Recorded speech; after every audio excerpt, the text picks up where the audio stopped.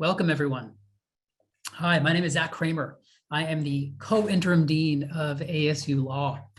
You're going to meet the emeritus dean in a little bit, but I just want to start out by welcoming you all to Transforming the Legal Academy. This is an event we're really excited about. It speaks to two aims that are very important to us at ASU. One is we take seriously the idea that people should strive for the career of their dreams, whether it's our students, whether it's our alumni, whether it's just lawyers in general. And so we think this is a pretty amazing profession, and we would like to grow the profession. And our second goal of this event is to create a more inclusive legal academy. ASU has for years been offering programming about how to become a law professor, practical advice. We're trying to create access for folks who I think they might be interested in teaching in a law school in some capacity and don't really know how that happens. And so you're going to meet a lot of people today. We're going to talk on various subjects. One of the themes that you're going to hear is about how each of us became a law professor. You will find that there are some commonalities. You'll also see that there are some different paths. And we want to just show you all the different ways that you can make this your career, or at least something that you do in addition to whatever your career is. So let me tell you about me. My path into law teaching was odd, and I don't recommend it. I started teaching in a law school immediately after graduating from law school. That is the old model of how people used to become law professors. It fell away because it's a terrible model. I went from law school at the University of Illinois, and I became a VAP, a visiting assistant professor at UCLA. You will learn a little bit about VAPs today if you haven't heard about that. And I was basically nudged by a faculty member. I suspect that you will hear today a number of folks talking about the role of mentors and kind of helping you along the way. And so I became a law professor because people nudged me in that direction. But please don't try to do it right from school. I was ill prepared. My students back then would tell you. So you're going to hear from a lot of folks about different parts of the process. My one ask of all of you is to engage us. Ask us lots of questions. Ask questions during this event. Ask questions after the event. One of the things that I will tell you about the folks who are participating, in addition to being wonderful law professors, wonderful kind of colleagues, they're here to help. And so bother us. Take advantage of us as a resource. If someone says something that speaks to you, reach out to them.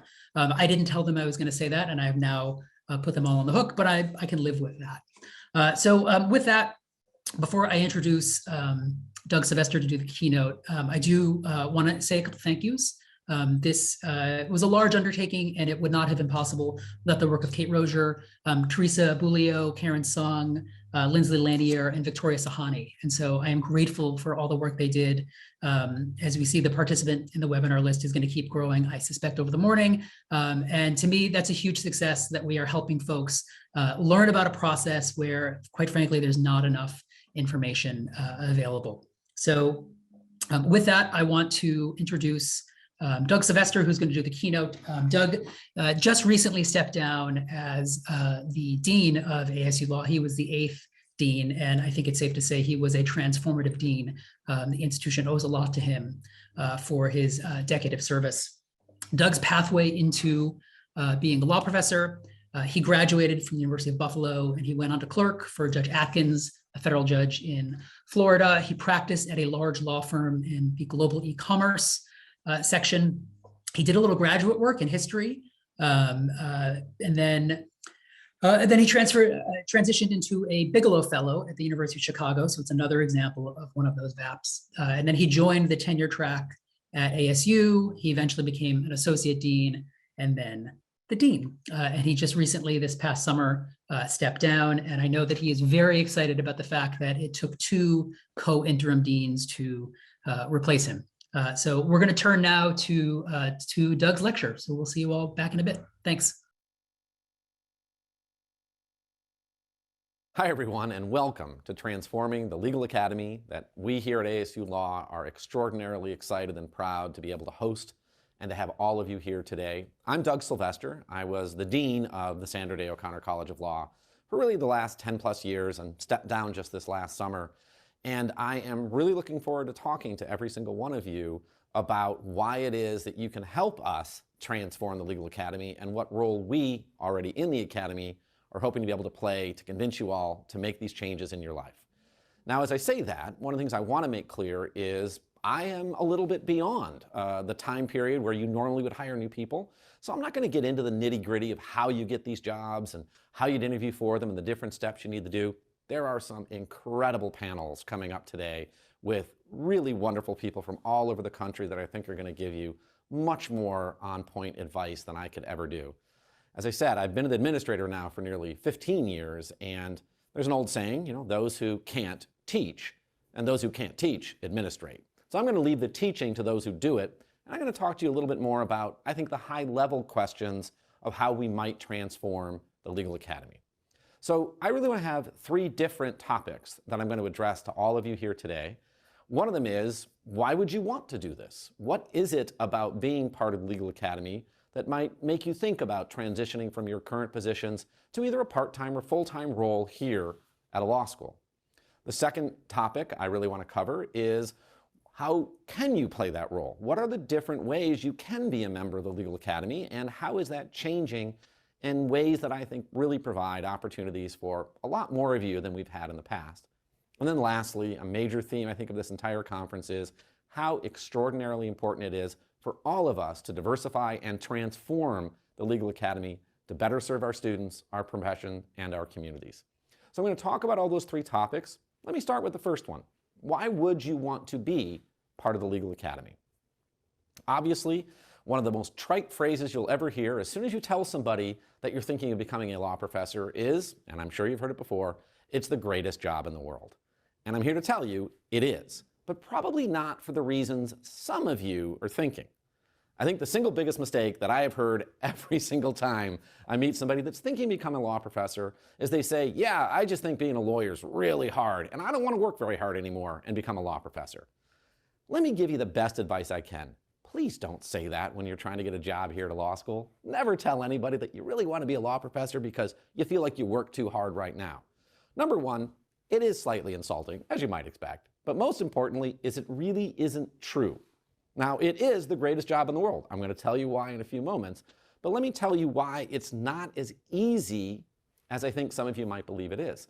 I can honestly tell you every new law professor we've ever hired can compare very favorably the hours they certainly worked their first few years as an associate at a large firm or a small firm or a government office to the hours they need to put in now. Why is that? It turns out one of the main reasons is teaching is hard. Now, I'm not saying bad teaching is hard. You can do it really easily and not really put in any effort, and you're not going to be in this profession for very long if that's the way that you approach your classroom experience. Teaching is hard. No matter how well you know your subject matter, and like many of us, we practice for some period of time, so when we get here, we really know the subject we want to teach our students, but we haven't really thought about how to teach yet. Haven't really thought about how do we balance substance and style. We want to be entertaining, but we also want to make sure that we're challenging our students and making it informative. We want to make sure they understand, but we don't want to spoon feed in a way where there's no effort and no intellectual engagement by our students. That takes effort. Thinking about how you're going to break down the subjects that you know so well to explain to somebody and still have the perspective that they are a law student nowhere near the same level of engagement with the subject as you. They're learning these things for the very first time. It's one of the great mistakes I see every year is somebody thinking, law students are up here. They're brilliant. They're going to be your colleagues. They're going to be amazing. But they really do need to be taught in a different way. And that is a style and a substance that takes a little time to figure out. I can tell you every time I teach a new class, even after nearly 30 years in the academy, very old, every time I teach a new class, it is constant revision. It is years of changing, adding materials, trying out different things to make sure that I'm getting to the right level of engagement for my students and understanding. So it's a lot of work. For those of you who then also decide to become full-time members of the Legal Academy, and there's lots of other ways to engage this role that doesn't require you to completely leave your current positions, but if you do decide to do that, as you know, there's a lot of other duties that also get piled on top of teaching. There's service within the academy, there's mentoring of students through moot courts and pro bono opportunities, and lastly, of course, there's writing. So All of these things do not make becoming a law professor easy.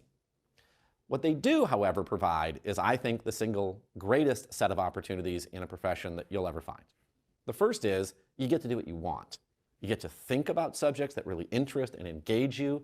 You get to write about things that are personal to you and that you think are incredibly important to the world. You don't get to do that in practice. You are driven by client needs and the matters of the day. Here, you can sit back, think, and tell the world how you think it can be better, and that's a lot of fun. I think the other part, though, and the most important thing I want to stress today, is the teaching. That is the single greatest part. It is harder than everybody who hasn't done it thinks, I promise you, but it is incredibly rewarding.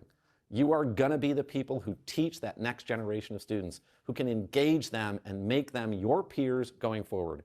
The rewards of the classroom extend for decades because you get to see people 20, 30 years from now, find out what they've done, and they get to tell you, and ego is important, how amazingly influential you were in mentoring them and in shaping how they were going to become lawyers in this community. So why is it the greatest job in the world? Because you get to teach, because you get to educate students, transform your community, and be an incredibly transformative power in an entire profession that you're already involved in. So to me, that's why you want to be part of this academy. Not to be on the faculty, trust me, not just to be able to write, but because you get to change how our students are going to approach law and have a real impact in your community. So that's why I think every one of you should be thinking about becoming a law professor, because it's incredible. What I want to talk about next is a little bit about how you get that role and the different kinds of roles you can play in the legal academy, because that is changing.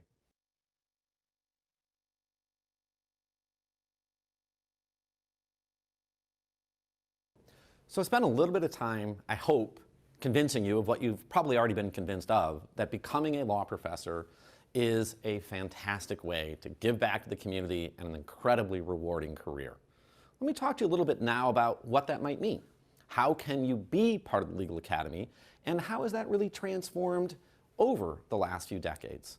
So the first thing I want to say is not everybody needs to be a full-time law professor. If the greatest part of the job is the teaching, then there are many ways that you can become engaged in the legal academy and still provide huge opportunities for students without actually leaving your current job and becoming a member of the legal profession in a full-time capacity. Every law school needs adjuncts. I think one of the best changes we've seen in the legal academy over the last 20, 30 years has been the increasing use of professional attorneys, people who are full-time practicing, bringing their expertise and passion for their subjects into the classroom for our students. I think that balance between full-time faculty who may be engaged in original research and part-time faculty who are absolutely as passionate and probably more informed about their subject matter at any given moment, coming in and revealing to their students why they're passionate about it and inspiring those students to want to move out into the community. So number one, you do not all have to leave your current roles and become full-time law professors at an illegal institution. What I do want you to do is continue to focus on being great teachers and engaging students. So adjunct faculty, part-time faculty, those are great. But for those of you who are looking for a more full-time role, traditionally speaking, the academy has already started to change. When you think of being a law professor, almost everybody thinks about what they remembered when they went to law school, which is almost always tenured law professors, writing articles, and occasionally teaching in the classroom. That has really started to change. That is still a huge part of what we do. I will never undervalue. I will honor the original research our tenured faculty do for the entirety of my life, because I think it's incredibly important. But I think really serving our community is having a mix of different professors who bring different expertises to the room. So in addition, we have really seen the rise of one major component of the legal academy changing. That has been clinical and skills professors. In clinical education and writing professor in particular, that's a 20, 30-year trend. We've seen more and more of those opportunities for people who are not particularly interested in original research and writing, but really want to stay engaged with students in a full-time capacity and move it forward. So there are, of course, all sorts of other opportunities besides just what we think of as those professors writing with elbow patches, long articles with thousands of footnotes, the things that many of you probably remember. There are many other opportunities.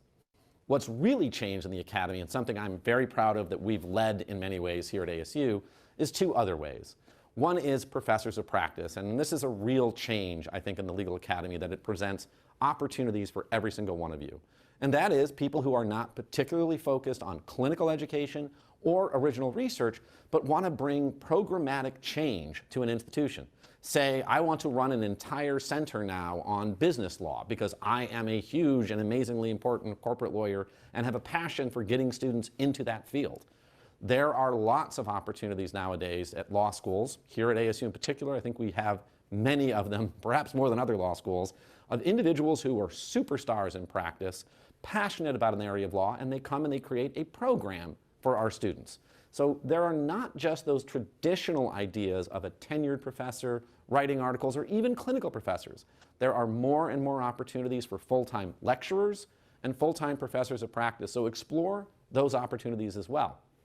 The key to landing those is going to be just like everything else. It's showing real passion. It's showing ways that you really want to bring your knowledge and your expertise to make our students have greater opportunities and greater success as they move forward in their careers, and again, transform our communities and our profession. So the myriad ways that you can enter the legal academy are incredibly important to keep in mind. What is it you want to do? There are not any one of them that's better than the others. Every one of them gives you that opportunity that I think is the gold standard of why we do this, to teach students, to transform their education, to give them opportunities, and to make our profession and communities better. So number one, as you listen to the different panels, be thinking about, what is it I want to do? Are there ways in which I really want to run a center that really focuses on this and runs conferences, but I'm not really interested in theoretical approaches. I have more pragmatic and practical approaches for my students and for our profession, and I want to engage the legal profession more than I do the legal academy. There didn't used to be a lot of opportunities for that. They are growing by leaps and bounds. So be thinking about that as people are talking to you about the legal profession. Next, I just want to talk a little bit about how incredibly important it is that we diversify the legal profession in terms of your expertise, your stories of origin, and the various professionalism areas that you bring to the academy.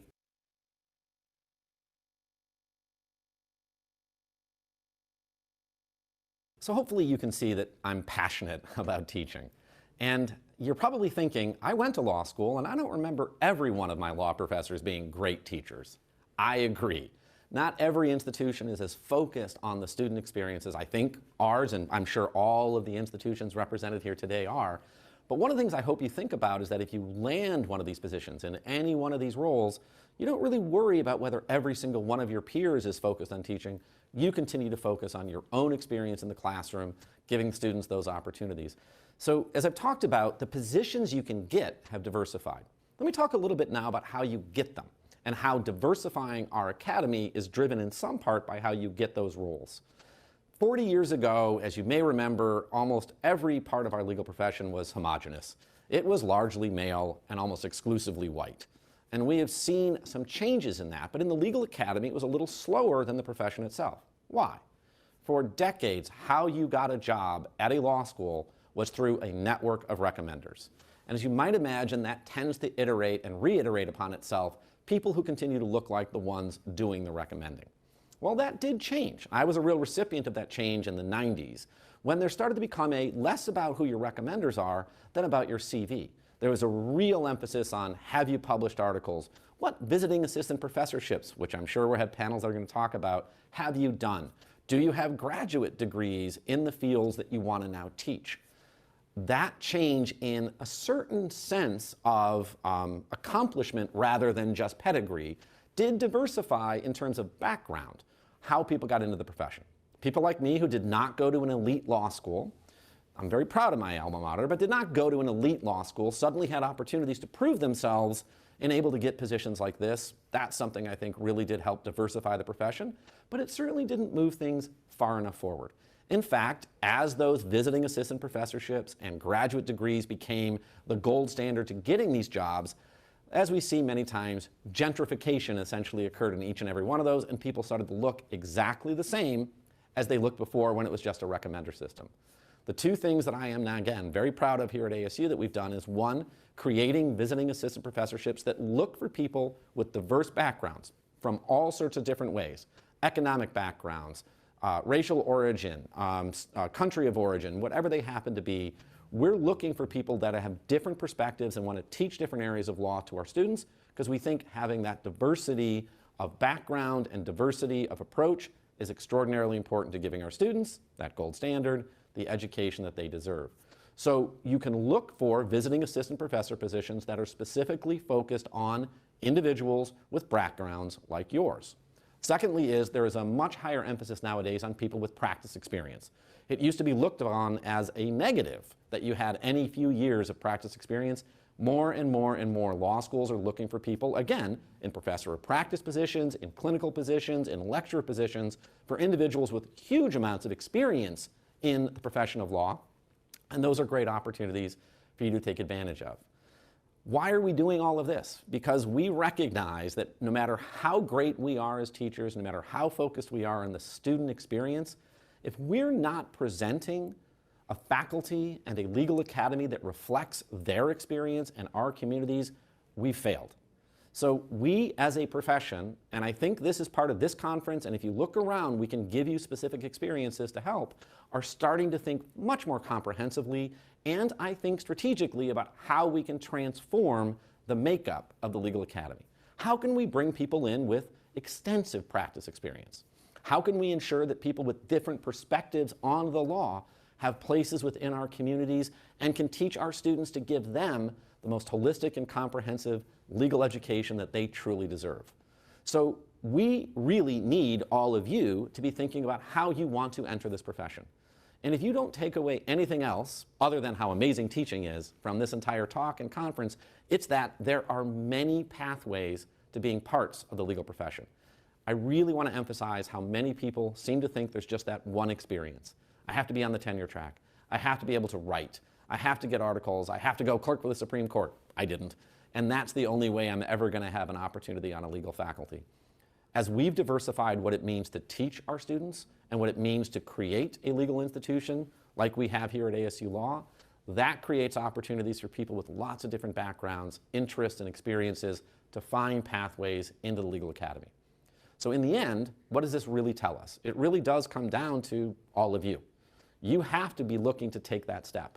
And I really do urge you all and congratulate you all for thinking about how you might play a role in transforming the legal academy, diversifying what we think of as faculty, and giving our students that teaching experience and educational experience they need and truly deserve.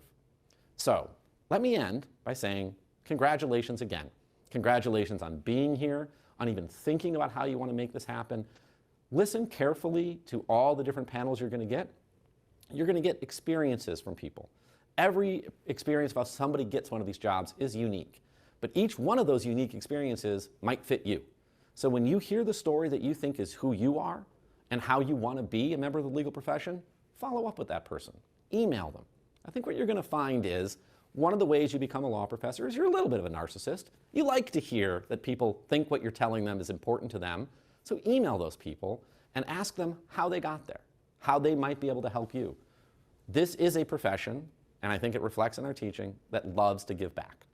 We want to be able to help that next generation of scholars, teachers, adjuncts, lecturers, professors of practice, clinicians, whatever it is, find a way into the legal academy because we care about how we present ourselves to our students.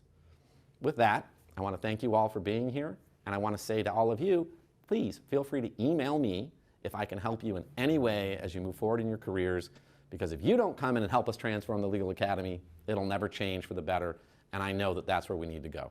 Have a wonderful day. It's a fantastic conference. I look forward to seeing you all in the academy very soon. Good morning, everyone. Well, I think those were some very rousing and inspiring remarks by Dean Emeritus Doug Sylvester. I wanted to welcome everyone and thank you for joining us today for this important conversation.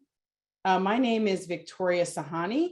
I'm Associate Dean of Special Projects here at ASU Law, and I really look forward to serving as your conference commentator today.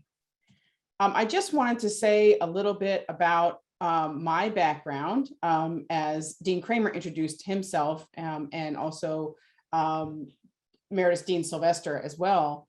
I after law school, I went into practice at a law firm, and then I moved into serving as deputy director for an international arbitration court. So I was deputy director for the North American office of the International Court of Arbitration. And I served in that role for about 5 years. And during that time, I served as an adjunct professor at Fordham University, because I was based in New York. And I really enjoyed teaching, and I wrote a book while I was there as well. And so that combination of teaching and writing was really exciting to me. So I decided to become a law professor and went through something called the American Association of Law Schools Faculty Recruitment Conference. This is the main way that folks become law professors these days, although there are many other ways as well, which we'll talk about today. And we'll also tell you a bit more about the AALS, which is what we call the organization within the Academy, about the AALS and about the Faculty Recruitment Conference today. So I'm very excited that we're going to be having this discussion, because it's a very important discussion. And as Dean Kramer mentioned, all of us who are in the Legal Academy now, we have been mentored. Someone helped us along the way, pushed us into this field, or encouraged us to think about it, as well as coached us through the process. And so I think it's really important that everyone, keep that in mind and think about who might mentor you or who might assist you along the way as you start your journey. Okay, while the panelists for panel one are going to join us by turning on their cameras, I just want to make a few quick housekeeping announcements. I'm going to post a link to the agenda in the chat. Someone had asked a question about it. I just want to make sure everybody is able to see it. So here's the agenda in case you were looking for it. Just posted that in the chat. Second, we would love to hear your questions. If you do have a question, please enter it in the Q&A box.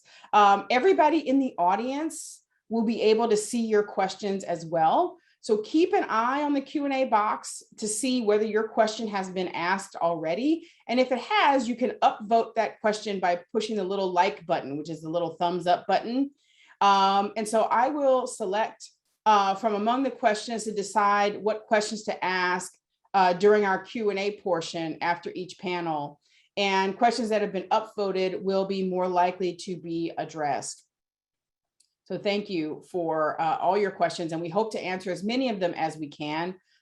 We are thrilled to have so many of you joining us today, so apologies in advance. We have 175 people on right now, so if we're not able to get to everyone's question, as Dean Kramer mentioned, please feel free to reach out to us later, and those of us in this conference, if you have additional questions after the panel, after the conference. So the last thing I'd like to do before we begin is to fill out a quick poll to see who is in the audience. So our maestro here has just put a poll up on the screen. So please mark in the poll, where you are situated. What is your current path, or where are you sitting in the legal profession right now, so that we can see who's in our audience. Please do that. And then once that poll is complete, our maestro will place the results in the chat so that we can all see, who's in the audience here. And we are pleased that you're all here. We know that there's a variety of different areas of the legal profession from which you may be coming to us, and know that there's a place for each of you in the Academy, maybe in different ways, but there's a place for each person, I think, in the Legal Academy, and we're going to be exploring that today. Okay. I think we're going to give the poll, about maybe 30 more seconds, and then we will move on to panel one.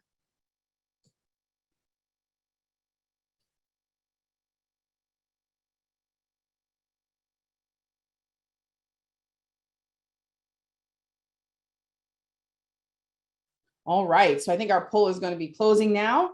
And so check the chat for the results of that poll, which will be there very shortly.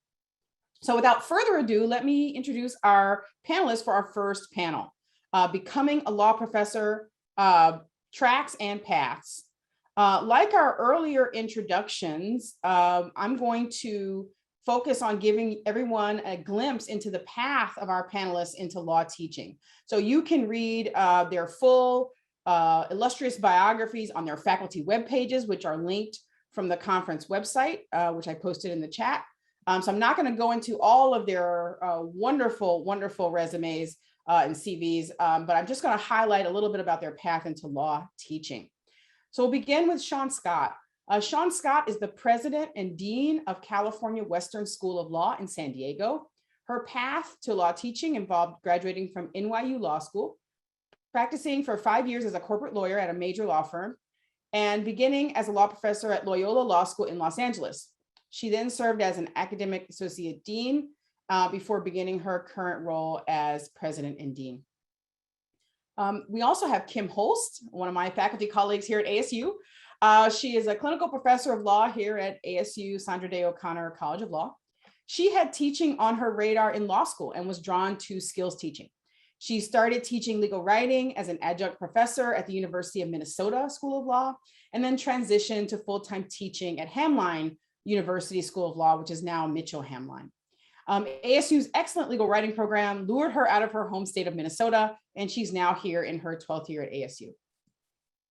And finally, we have Matthew Fletcher. He's the foundation professor of law at Michigan State University College of Law and director of the Indigenous Law and Policy Center.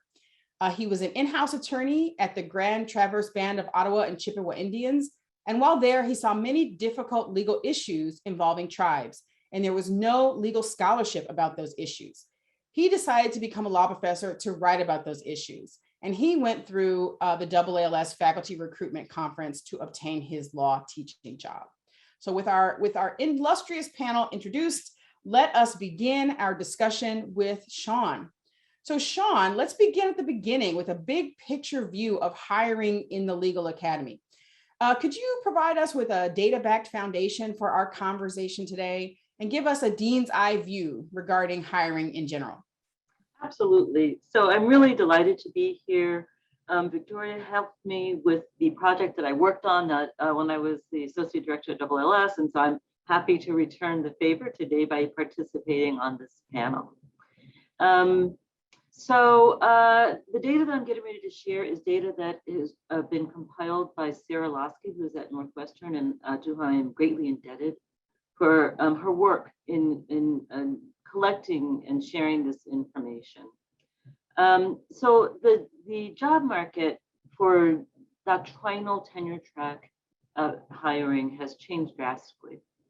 At its peak in 2008, there were 167 self-reported entry-level hires. In 2020, that number has dropped to 77. So it is, we are looking at a very drastically different landscape. Of those 77 hired in 2020, 70 of them had a doctorate or a fellowship or VAP, 90, which means 91% of those hired had one, the other, or both.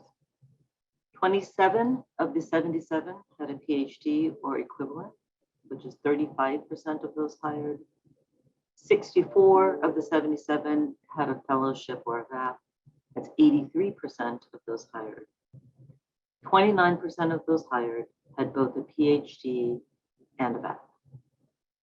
Those are pretty, again, I want to emphasize that the self-reporting, the data collected really focuses on tenure track and not so much legal skills and clinical faculty.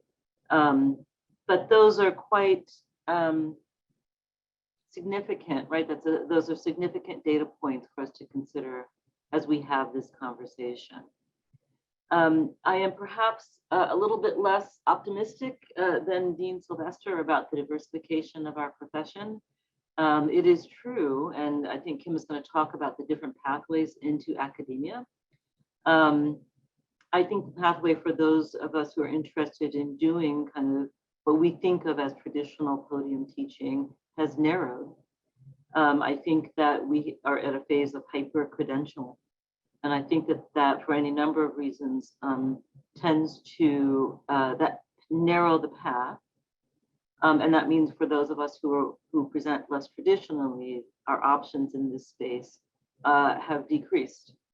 I also think it's important to note, again, I don't want to steal Kim's fire here, that there are differences between tenure track legal skills and clinical faculty who are not tenure track that we need to take into account of as we go forward. But again, I don't want to jump ahead. In terms of when I think about this, right, when I look at these numbers, one of the things that I think it's my obligation to do as a dean is to really encourage my fellow deans and my appointments committee to go beyond looking at the traditional merit badges that we think qualify somebody to be a law faculty member. It is important that I collectively understand the needs of my institution. It's important that I, with my admissions committee and with my faculty, come to some consensus about what we need as an institution. And then it's important for me to make sure that my committee has metrics in place to ensure that those needs stay front and center. Often faculty and appointments committees will say, we really want to diversify our faculty. And then the slate of candidates that is brought back does not reflect that. It's really important that we put into place mechanisms for ensuring that we walk the walk and just not talk the talk. That's a whole nother conversation, and we can talk about what appointments committees should do. But it is important for a dean to emphasize those values and those needs and make sure that they stay front and center. I will say that there is no ideal candidate because the needs of institutions vary. However, there are some characteristics that are going to appeal to me as a dean. To the extent that I'm talking about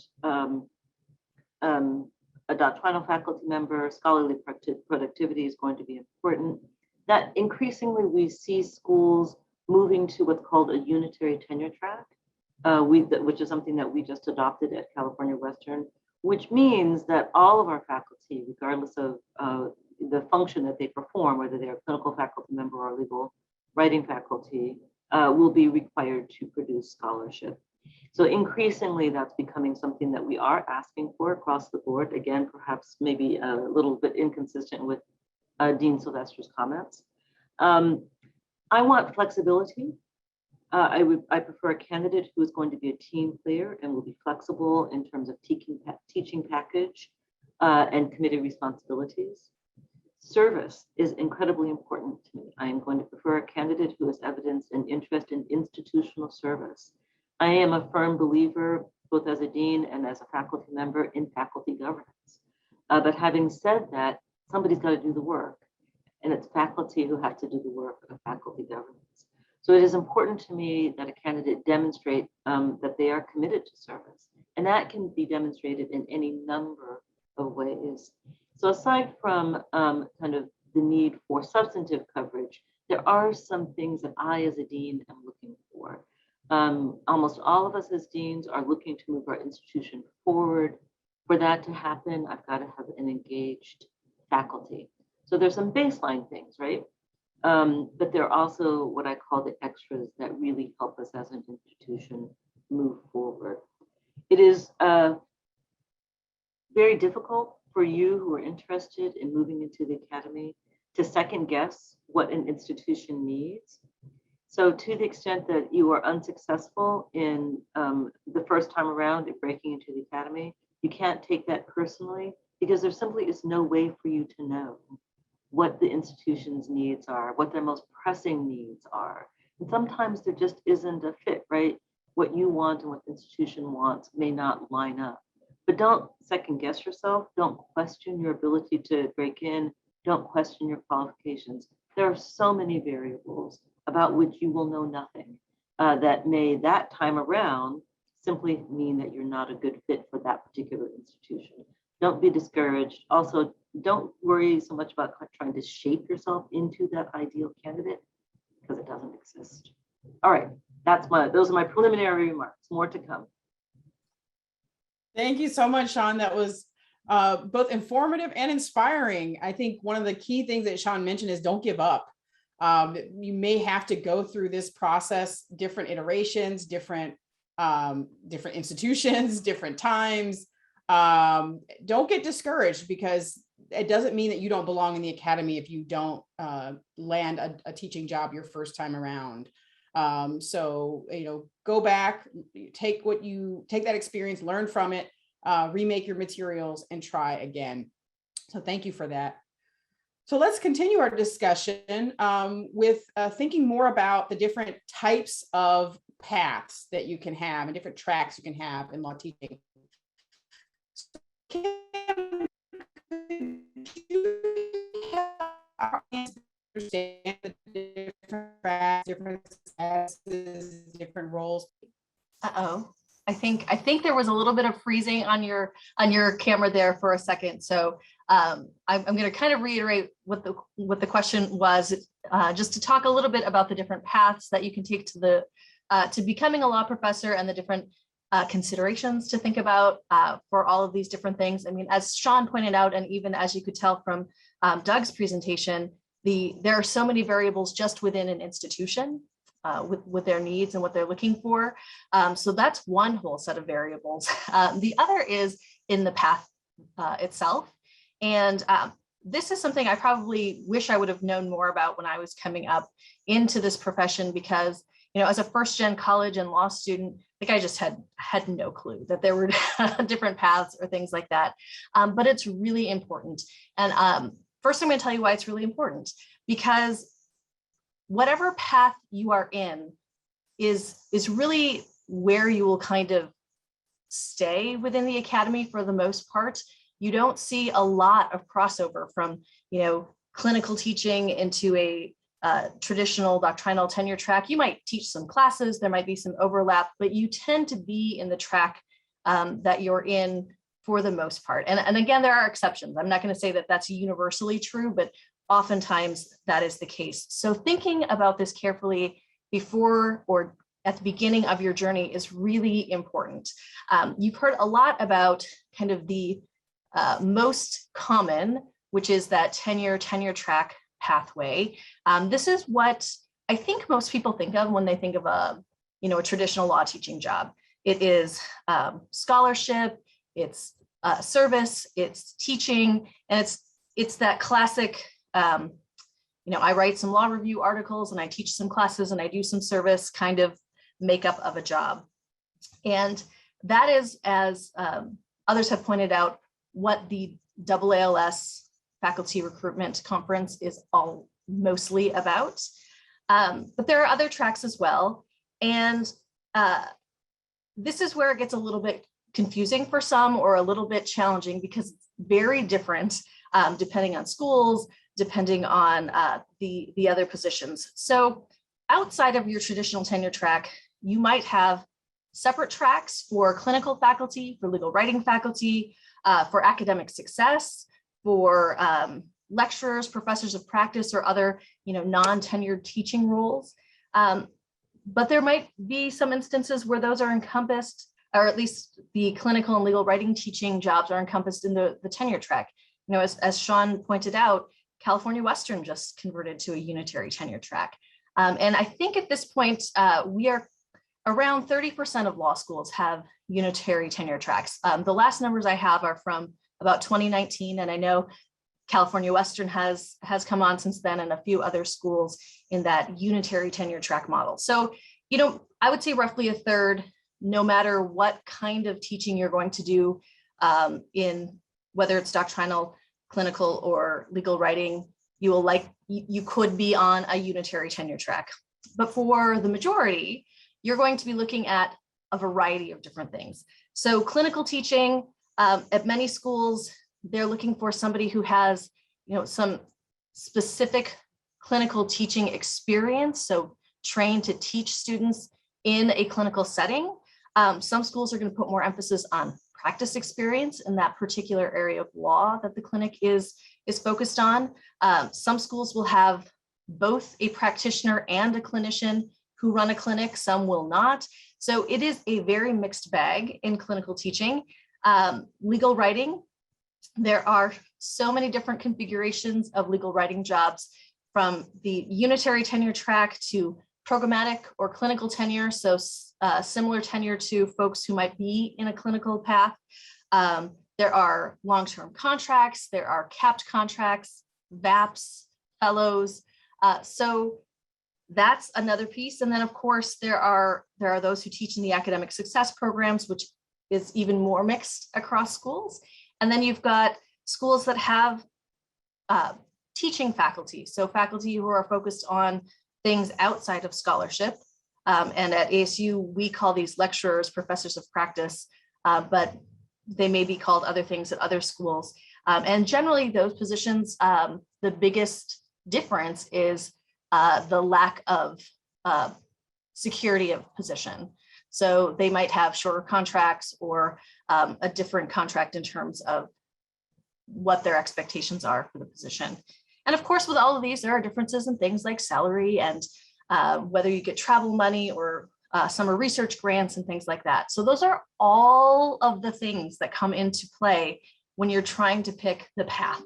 And that's why it's important to kind of understand that there are differences.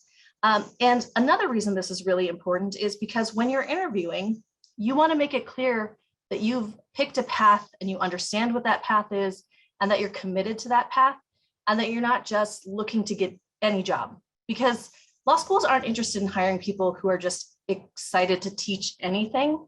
They want to see a passion for what that person is doing. Like I love teaching legal writing. I know other folks think that that's crazy when I tell them that, because it's a lot of grading papers. It's a lot of intense student conferences, but I really enjoy it. And I know when we've had candidates who are like, yeah, teaching writing is great, but I really want to focus on this as well. It's like, well, I don't know that I'm excited about you as a candidate because I want you to share that passion. And I want my students to have that same experience of a professor who's really passionate about what they're teaching about. So making sure that the different types of teaching are really clear in your mind, that you have an idea of what it is you want to teach and what you're passionate about, and then research. Find out what it means at the schools that you're looking at. Because as I've pointed out, it can mean so many different things, and that will impact the way you give your job talk, the way you talk about the position in the interviews, the expectations that the faculty will have of you in that position. And if you don't understand those things, you may come across as not being interested or willing to do the things that they need you to do. So talk to people when you're interviewing, ask lots of questions. If you get called onto campus for an interview or onto Zoom in these times for a more in-depth interview, reach out to people on that faculty, ask lots of questions, and make sure that you understand what the role is at that particular school so that you're not caught by surprise. And then my last piece of advice is, if you are really looking to get into one of these full-time teaching positions, clinical, legal writing, tenure track, be prepared to move. It's really hard to land that job in that city that you want to be in, especially straight out of the gate. You might be able to find a way to make your way there laterally eventually, but it's really hard to say, I only want to work in this position or in this city or this location and actually find that job. So it's one of those practical realities of being in this profession.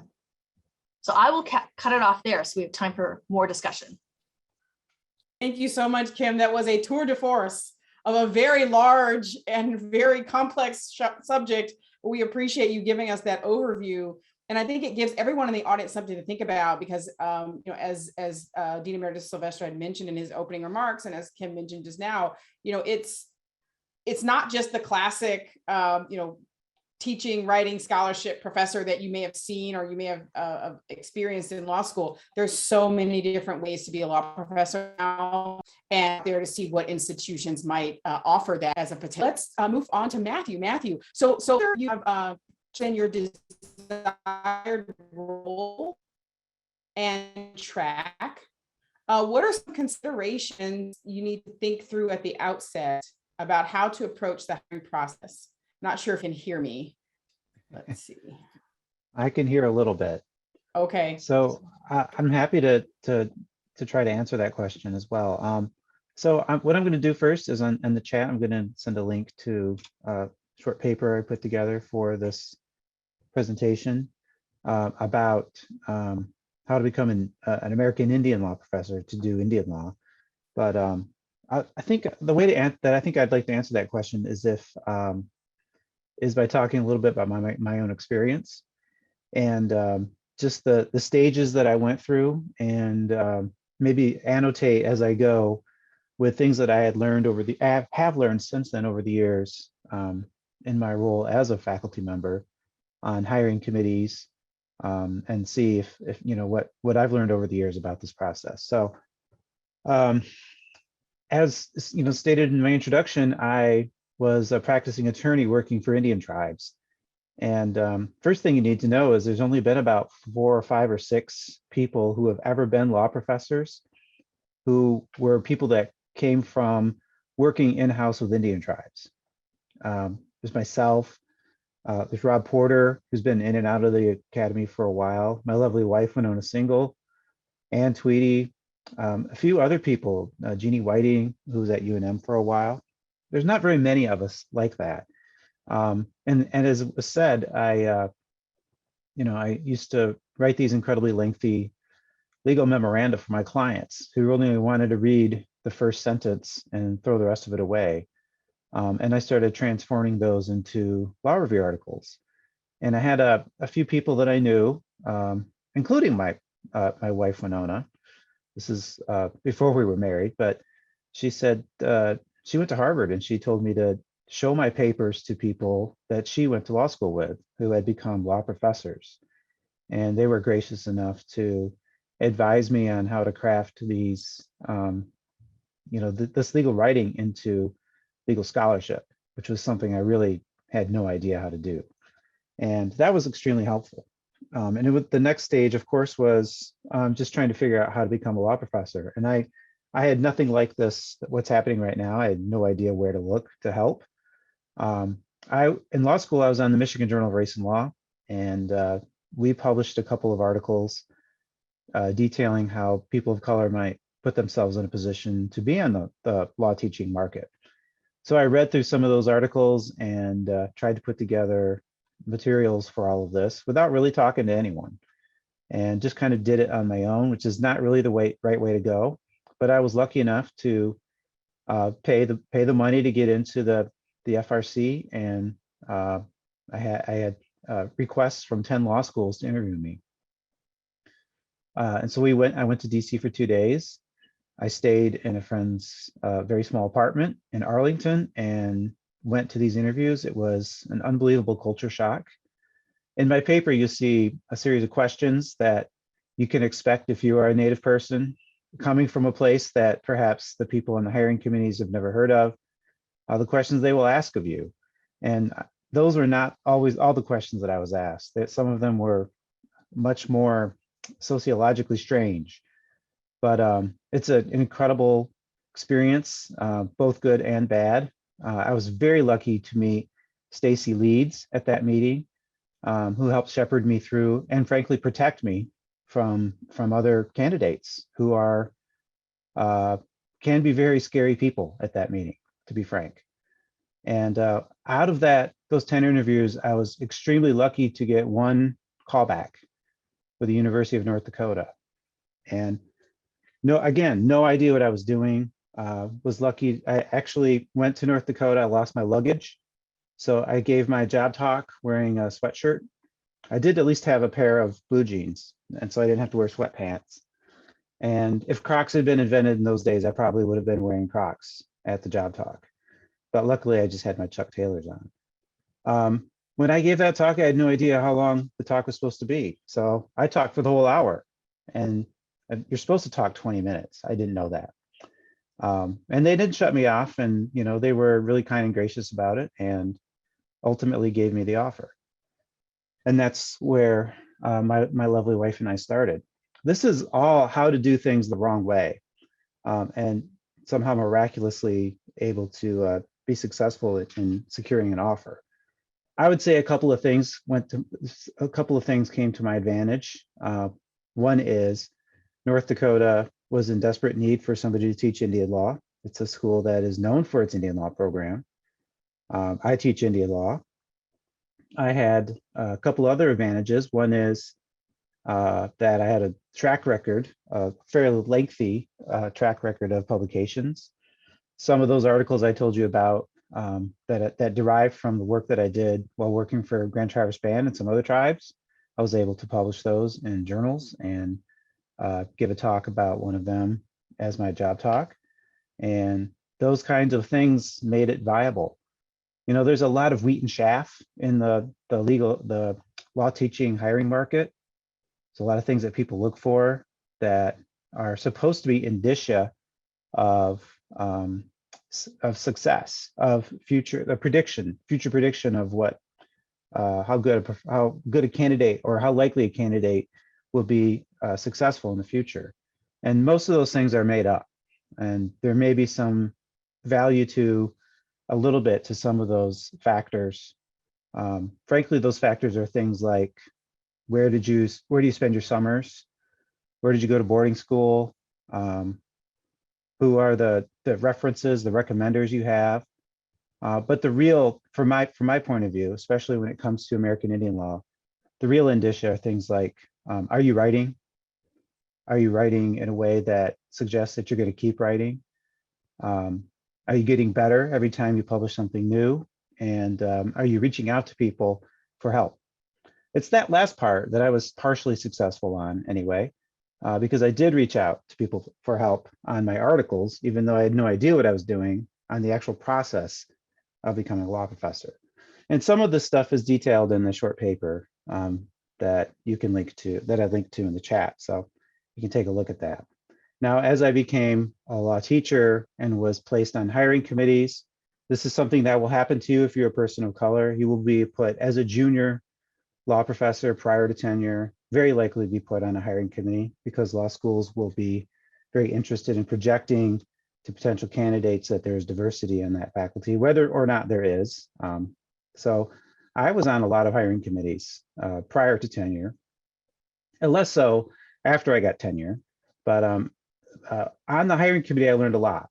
A couple of things that are particularly relevant here, and I think have already been stated. One is most of the candidates at the FRC are incredibly qualified to do this work. They're intimidating, and that they're also very much, and I don't mean to demean any of them in any way, but they're also very much clones in that they are advised in a certain way to do every single thing the exact same way.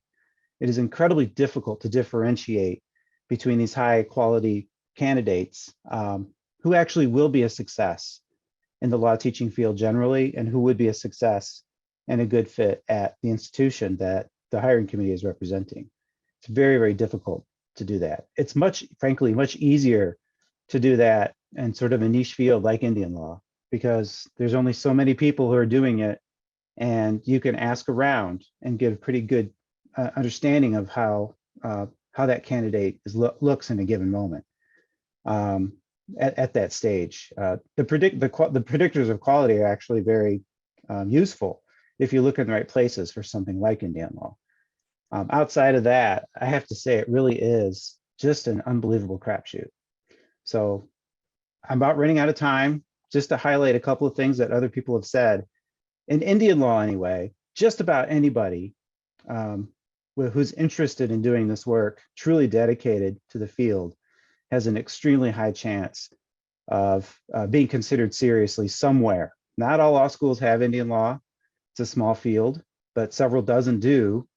And they will look at a candidate who publishes, no matter what their background, they will look at a candidate who publishes very seriously.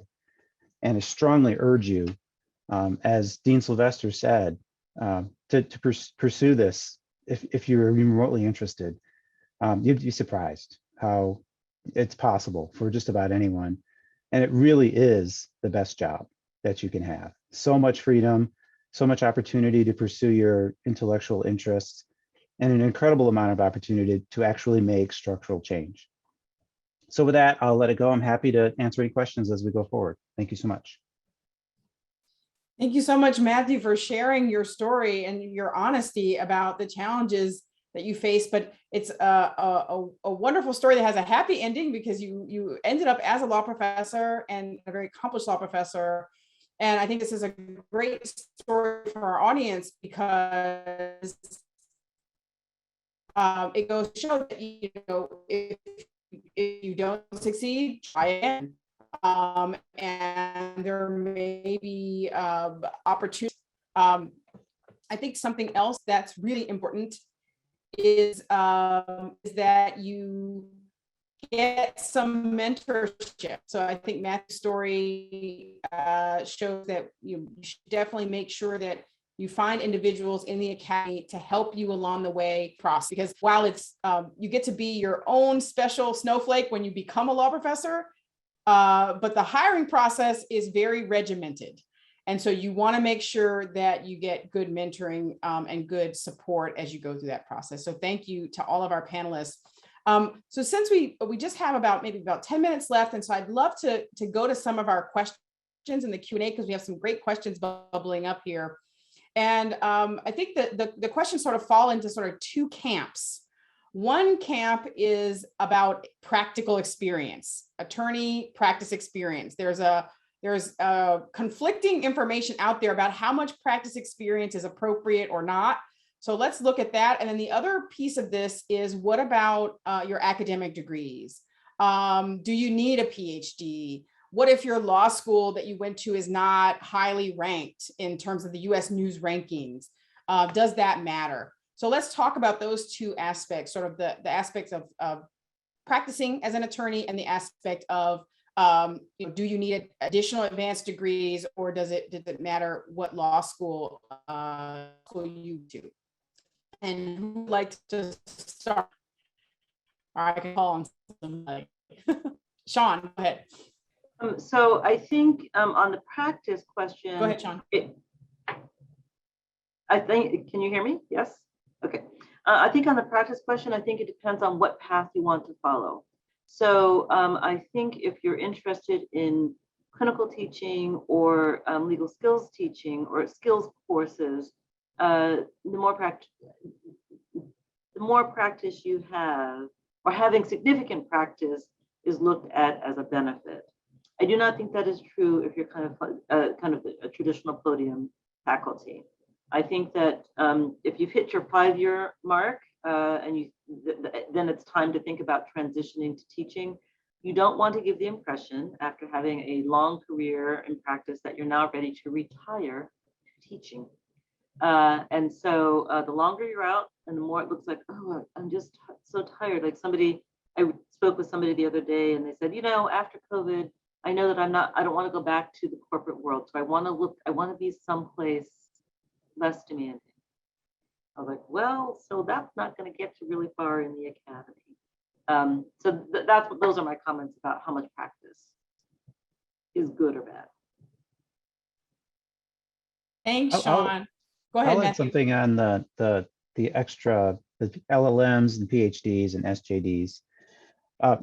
It's true and to some extent unfortunate that so many JDs now are having trouble getting their head above water in a big field out of the slush pile, I guess you could say, without having a PhD. I would say that there are certain kinds of advanced degrees that do get you out of the slush pile. So if you are going in a particular field, it is helpful. If you're going to do Indian law, get an LLM from University of Arizona or something like that. Although I don't think you really need to do that for Indian law. But the PhDs that really seem to matter around the country tend to be those that involve sciencey type stuff. And so if you do PhD that involves a lot of social science research, where you have to do a regression analysis of some sort, collect data, that is highly privileged right now. But if you go out and get a PhD in history, meh, it doesn't do much for you. So not all PhDs and advanced degrees are created equally. I would also add that if you go for a fellowship, a teaching fellowship or a VAP at one of the elite schools, that is another pathway that's critically important. Those are hard to get. The ones at Harvard, the ones at Chicago, like the Bigelow, Stanford, places like that are really good pathways to get into law teaching as well. hasty fellowship at Wisconsin is another really good example. And then I'll jump in with the other question, which was about kind of the prestige of your JD institution. And unfortunately, it does matter. I will say it definitely matters, but it's not insurmountable. As I mentioned, I graduated from Hamline University, which is not a top-ranked law school. Doug talked about graduating from the University of Buffalo, but it does probably mean that your path may not be direct. It may mean taking different kinds of positions to get experience and then making lateral moves to get to where you want to be. But I'm not going to lie, and especially in the AALS hiring faculty recruitment conference, I think it matters a lot. It's one of the first things that comes up in your profile, where you got your JD from, and oftentimes that will just be part of what people think of or decide about you when they haven't met you, when they don't know anything about you. So I'm not going to say it doesn't matter. It's not insurmountable, but you need to be thinking about it, thinking about ways that you can overcome that. And certainly by getting into any of those prestigious VAP programs would be one way, although they're very competitive. And then showing that history of scholarship and getting better at it that Matthew talked about. So being able to publish and show improvement and get your publications in more notable places. That is definitely another means to show, like, despite where I may have gone to law school, I really have what it takes to succeed in this job. Can I just add one thing? This is such an important conference to have. It is also an important conference to speak truth, right? So these are hard jobs to get. I told you at the beginning how the number of jobs has gone down.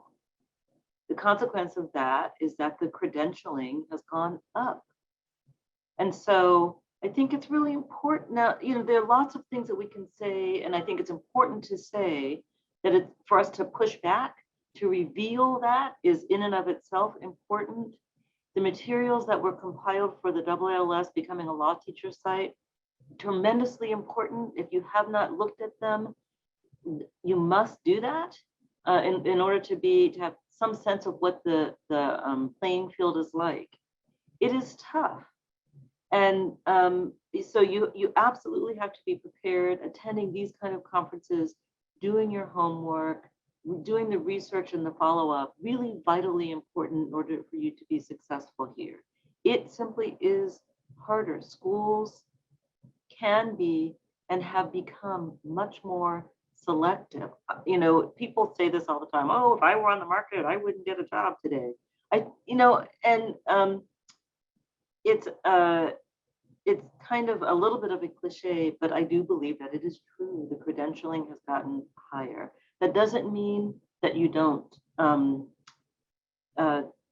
enter the market, but know what you're doing. Understand that you have got that, know that it is rare that you're going to get a job or get a look if you haven't published some kind of scholarship. I mean, that's just the reality. And so, there are ways of getting there, but you just have to know that there's lots of work that you need to do to prepare yourself for the market. Thank you. This is a fantastic discussion so far. And we have questions popping up in the Q&A, which is fantastic. So there are several questions in here about publications. And I just want to mention that our next panel will deal with publications and scholarship. But I did want to go back and address, there's multiple questions that are coming in about practice experience from a variety of different perspectives. And people seem to be very focused on time. How many years? Is it 1 year out of law school? Is it 10 years out of law school? Is it 5? How long is too long? How short is too short? Any comments from our panelists? I'll say this, I have practiced for more than 7 years working in-house for tribes, which it ultimately didn't hurt me because of the field I was going into, but that will definitely be a red flag for most hiring committees. You've been out too long, which is weird.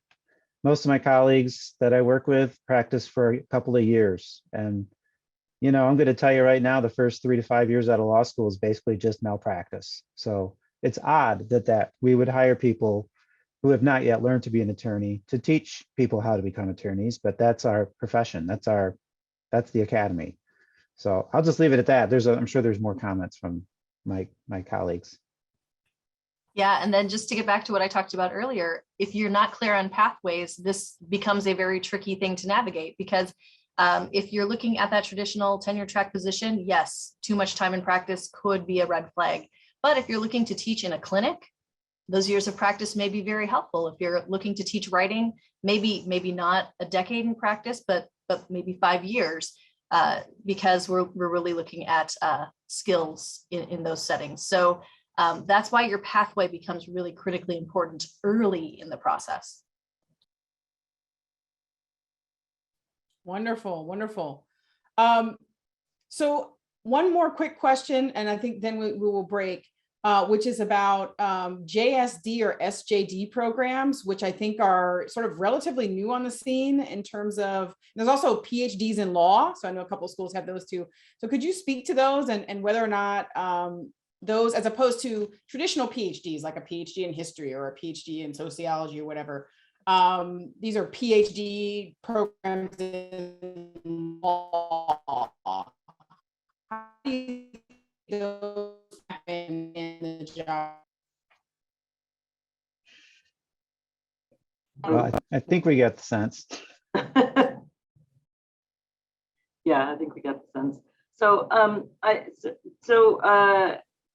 think the degree itself is not so important, right? I mean, I think that the important thing is that you show that you, again, assuming that you're looking at a kind of traditional podium position, it's your scholarly productivity that's going to be most important. And so the importance of an SJD or a JSD is that it has given you the opportunity to produce some scholarship. And one of it turns out that like one of the advantages for PhD students, or what would be a second or third degree in law, is that it gives you the opportunity to break up that big piece that you've written for your dissertation into a couple of different law review articles. That's the attraction, at least from my experience, of people who have that second and third law degree, is that I can see that for the next couple of years, you're going to be productive, because you're going to be able to take that dissertation and turn it into 3 law review articles. So it's not so much the degree itself, it's a proxy for scholarly productivity. I would add too, to speak truth a little bit, and the deans have to cover their ears on this one, but outside of the LLM in tax and maybe international law, or maybe one of the couple schools that do LLMs for Indian law, there is no reason to get an LLM. They are designed by law schools to be cash cows to try to generate revenue. Although Dean Scott has a great point, which is if you can afford it, maybe you get you're not going to go into debt over it. Take the opportunity to spend a couple of years to hone your scholarship craft. That's an amazing reason to do one of those advanced degrees. But you're not going to get hired outside of the field of tax because you have an LLM. It's not going to do anything for your candidacy. The Yes, work correct. that comes out of that is what's going to matter. That's right. Completely agree. Wonderful. Well, thank you so much to all of our panelists, and thank you for everyone who posted a question. We had some great questions. I know there were some questions about publications. We're going to address those topics in the next panel, but for right now, we're going to have a break. So we're going to have about a 15-minute break, and we will be coming back at the half-hour mark, whatever time zone you're in. In Arizona, that's 10:30 a.m., but it may be a different hour where you are, but the half-hour mark is when we will begin again. So thanks, everybody. Okay, welcome back. I would like to introduce this panel. This panel is called Doing the Job, Setting Your Research Agenda and What to Teach. So I know we had a few questions in the chat already about publications. This is the panel for you if you have questions about publications. So I'm now going to introduce our fantastic panel, and I'll start with Dean Keller. Deirdre Keller is the Dean of the Florida A&M University College of Law. After 4 years of practicing intellectual property law in Atlanta, She submitted her materials for the AALS Faculty Recruitment Conference. The only teaching she had done was as a teaching assistant in an undergraduate First Amendment course while she was a law student.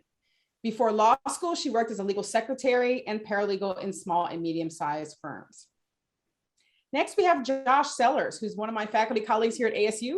He's an associate professor of law here at ASU Sandra Day O'Connor College of Law. He was inspired to teach law while he was still in college studying political science and African American studies. He started a PhD program in political science before attending law school. After law school, he clerked for a federal judge and practiced law in Washington, D.C. before completing his PhD program and going on the teaching job market. Next, we have Professor who is also a former faculty colleague. We used to be on the faculty together before I joined ASU, so it's great to see Margaret. She is the Associate Dean of Non-JD Programs and a Professor of Law and International Affairs at Penn State Law, and also at the Penn State School of International Affairs, as well as the Institute for Computational and Data Sciences at the Pennsylvania State University, University Park campus. She started as an attorney in the Department of Justice Civil Rights Division, focusing on immigration-related discrimination. She then completed a visiting assistant professorship at Duke Law School. After her visiting assistant professorship, she commenced her tenure track teaching position at Washington and Lee University School of Law, and then she later lateraled to Penn State.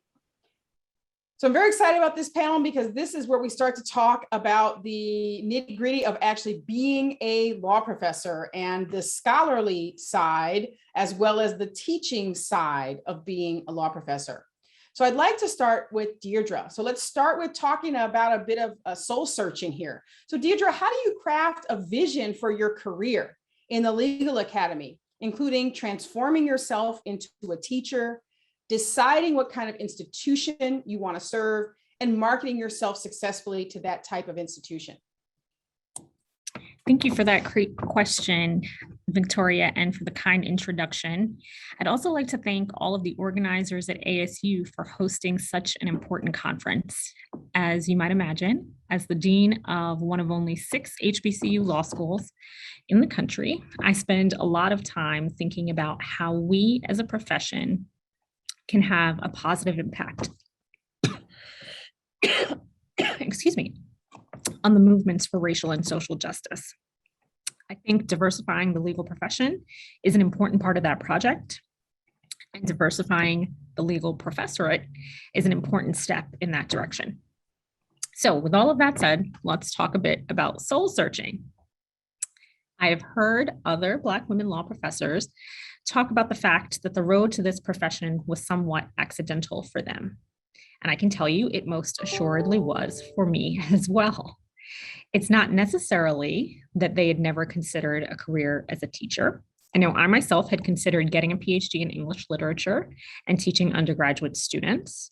I'd even considered getting certified to teach in the K-12 system. So I had thought somewhat about teaching, but not really about law teaching.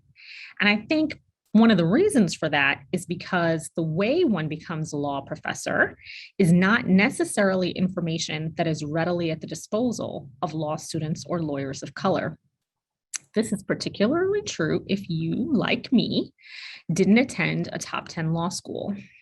In my remarks today, I want to focus on some of the bigger picture matters you might consider as you dive into the market as an aspiring law professor. First, I'll discuss intentionally crafting a vision for your career. I'll then talk a bit about transforming yourself into a teacher, deciding what kind of institution you want to serve, and touch on marketing yourself successfully to that type of institution. So, intentionally crafting your vision for your career. The big question you want to ask yourself here is, why are you called to do this work? You probably asked yourself a similar question as you were considering going to law school. Maybe, like me, you will find that the reason you went to law school is the same reason you want to now join the rank of law professors. I went back to my law school personal statement when I was considering my transition and remembered that I had gone to law school in the first place to use my degree to make a positive impact in the world for my children. 4 years into practicing, as I was considering transitioning to teaching, I recognized that teaching was actually a course correction for me. During law school, I had gotten somewhat distracted by the spoils of big law practice. While I did interesting and intellectually challenging work during those practice years, I recognized that the work I was doing that could have a positive impact in the world was pretty limited to my pro bono time. I knew that as a law professor, I could spend a lot more of my time and effort working towards a more just society. And so I challenge each of you to ask yourselves, why are you considering making this transition? How does a move to the academy fit within your vision for your life? What impact do you hope to make in the profession and in the world as a legal academic and a law professor? In engaging that introspective process, I learned some things about myself. I knew I wanted to spend my time teaching and writing about intellectual property and property generally. I knew I wanted to teach students who would leave and serve underserved populations. I didn't just want to teach at any law school. I wanted to teach at a school that would prepare students to be lawyers who would uplift the profession. And I realized that it was important to me to serve an institution that served first-generation lawyers and others who don't necessarily have access to the profession. These realizations have served as guiding lights throughout my career in academia and continue to serve me well over a decade on. Okay, so turning my attention to transforming yourself into a teacher. The first thing I will say on that front is I think probably every member of this audience has experience that can translate into teaching experience. Have you explained complex legal concepts to clients or fact finders? I'm guessing you have. Voila, transferable teaching skills. That said, you also want to spend some time thinking about legal pedagogy. I remember being on the market and being asked whether I was hard Socratic, soft Socratic, or something else. I had no idea what was meant by these terms at that time. So let me demystify that terminology for you. First, I would argue that that is a false dichotomy. Pedagogical approaches exist along a spectrum from hard or traditional Socratic. Think movie versions of Socratic, where professors require students to stand and respond to cold calling. So that's at one end of the spectrum. At the other is multimodal classrooms that rely on various approaches, from group work to lecture to softer versions of Socratic, where perhaps you don't cold call people at all, right? You let students know in advance when they'll be called upon. My basic advice here is before you go on the market, do some reading in the space. There is a good book on the market called What the Best Law Teachers Do that I would recommend to you. Once you've done some of that reading and familiarized yourself with the terminology, spend some time thinking about the approach you anticipate taking and why you anticipate taking that approach. You want to be able to articulate how your strengths position you well to deploy the approach you're suggesting you'll use. The message you want to be conveying as you articulate yourself as a teacher is that you have thought about the approach you will take to teaching, and you understand your own strengths well enough to use them in the classroom for the benefit of your students. The only other piece of advice I'll share as to transforming yourself into a teacher is to know your audience. If you're interviewing with an access school, understand that teaching is going to be the center of what is expected there. And you will need to be articulating a teaching approach that recognizes the diversity of ability in the classrooms that you'll face. I guess one final point on teaching, which is think strategically about what you want to teach.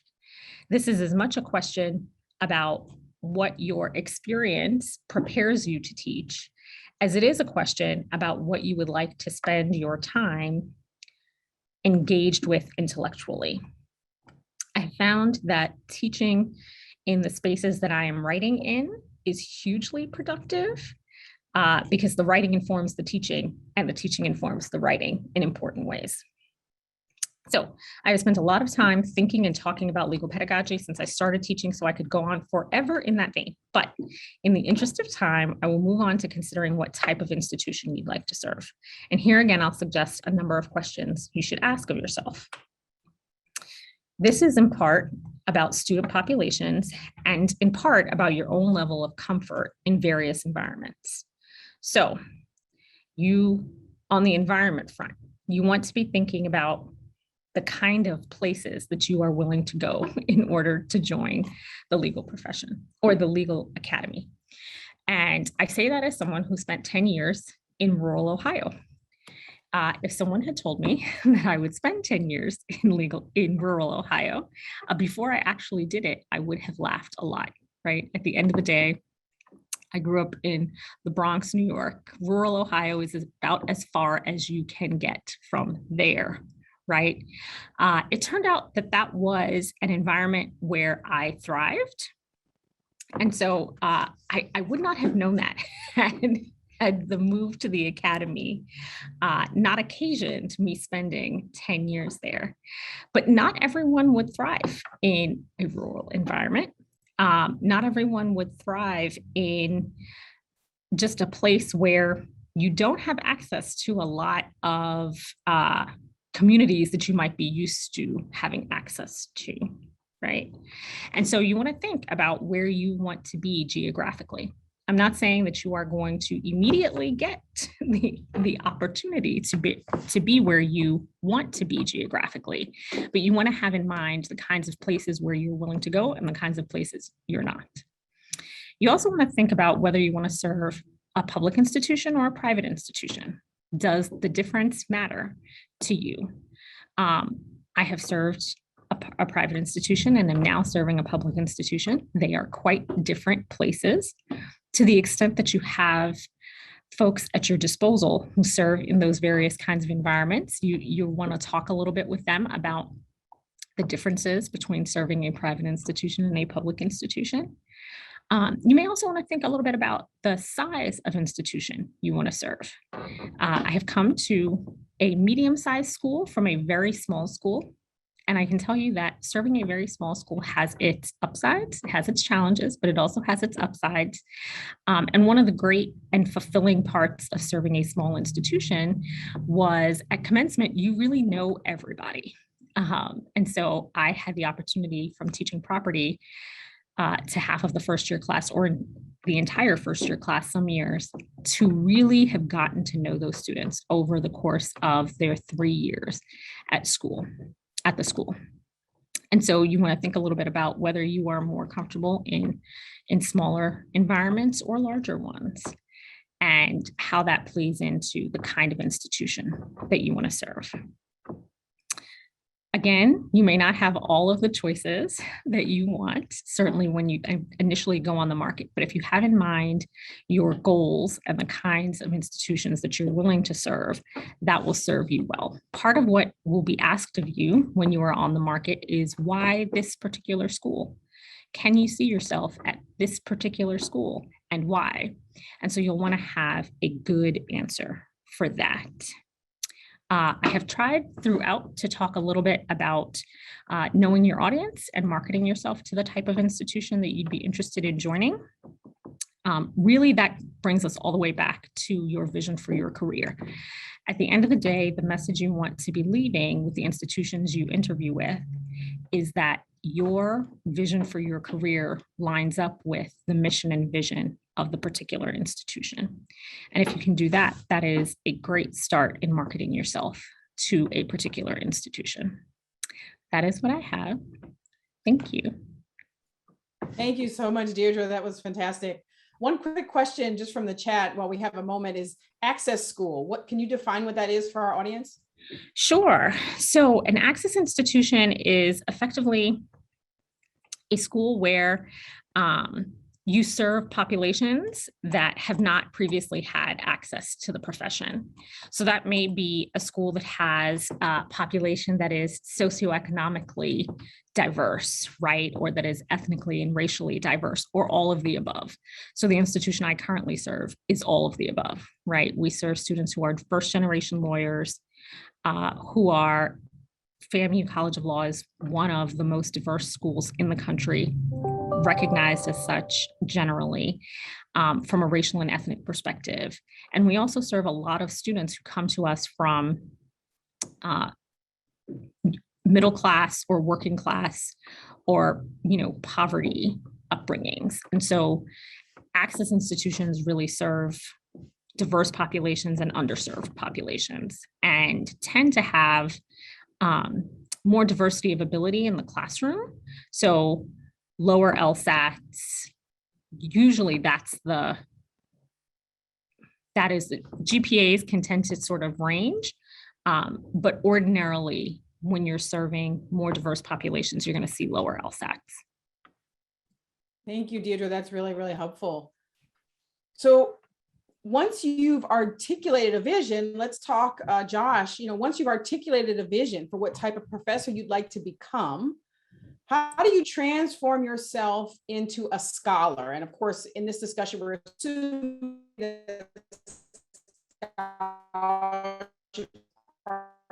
you want to create, or maybe folks out there who may just want to teach, want to do scholarship, and they're teaching don't require publication. So for the ones that require publication, you do have to transform yourself into a scholar. How do you do that from whatever you were doing before? And what is a research agenda, which is a term that everyone in the about. Okay, thank you, Victoria. I think you froze for a minute there, and we're going in and out. But I'm gonna go ahead and talk about becoming a scholar and also what a research agenda is. I first want to just echo what Dean Keller said in her great remarks. You need to be open-minded about where you are willing to go. I am from upstate New York, Syracuse, and my first job was at the University of Oklahoma, which is not a state or a place that I ever imagined that I would live. But as with her experience in Ohio, it was good for me. And it was an intimate learning environment where I got to know the students very well and got a lot of gratification out of that. And so I would just encourage people to be open-minded about, where you think you might be able to thrive. I also just really want to quickly say hello to my friend Margaret, who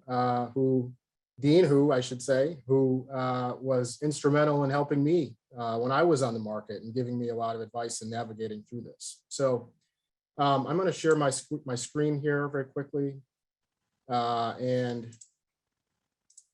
start with this question of how does one become a scholar? And the first piece of advice I have is it's again, following on something that Dean Keller said, is to identify, a field of law, a set of legal questions or topics that interest you. And that's important because you're going to be spending an enormous amount of time reading about a topic, teaching a topic, thinking about a topic. And so it should be inspired by something that matters to you. And it's a little difficult, I think, to say where that inspiration comes from. I think that's a personal question, differs from person to person.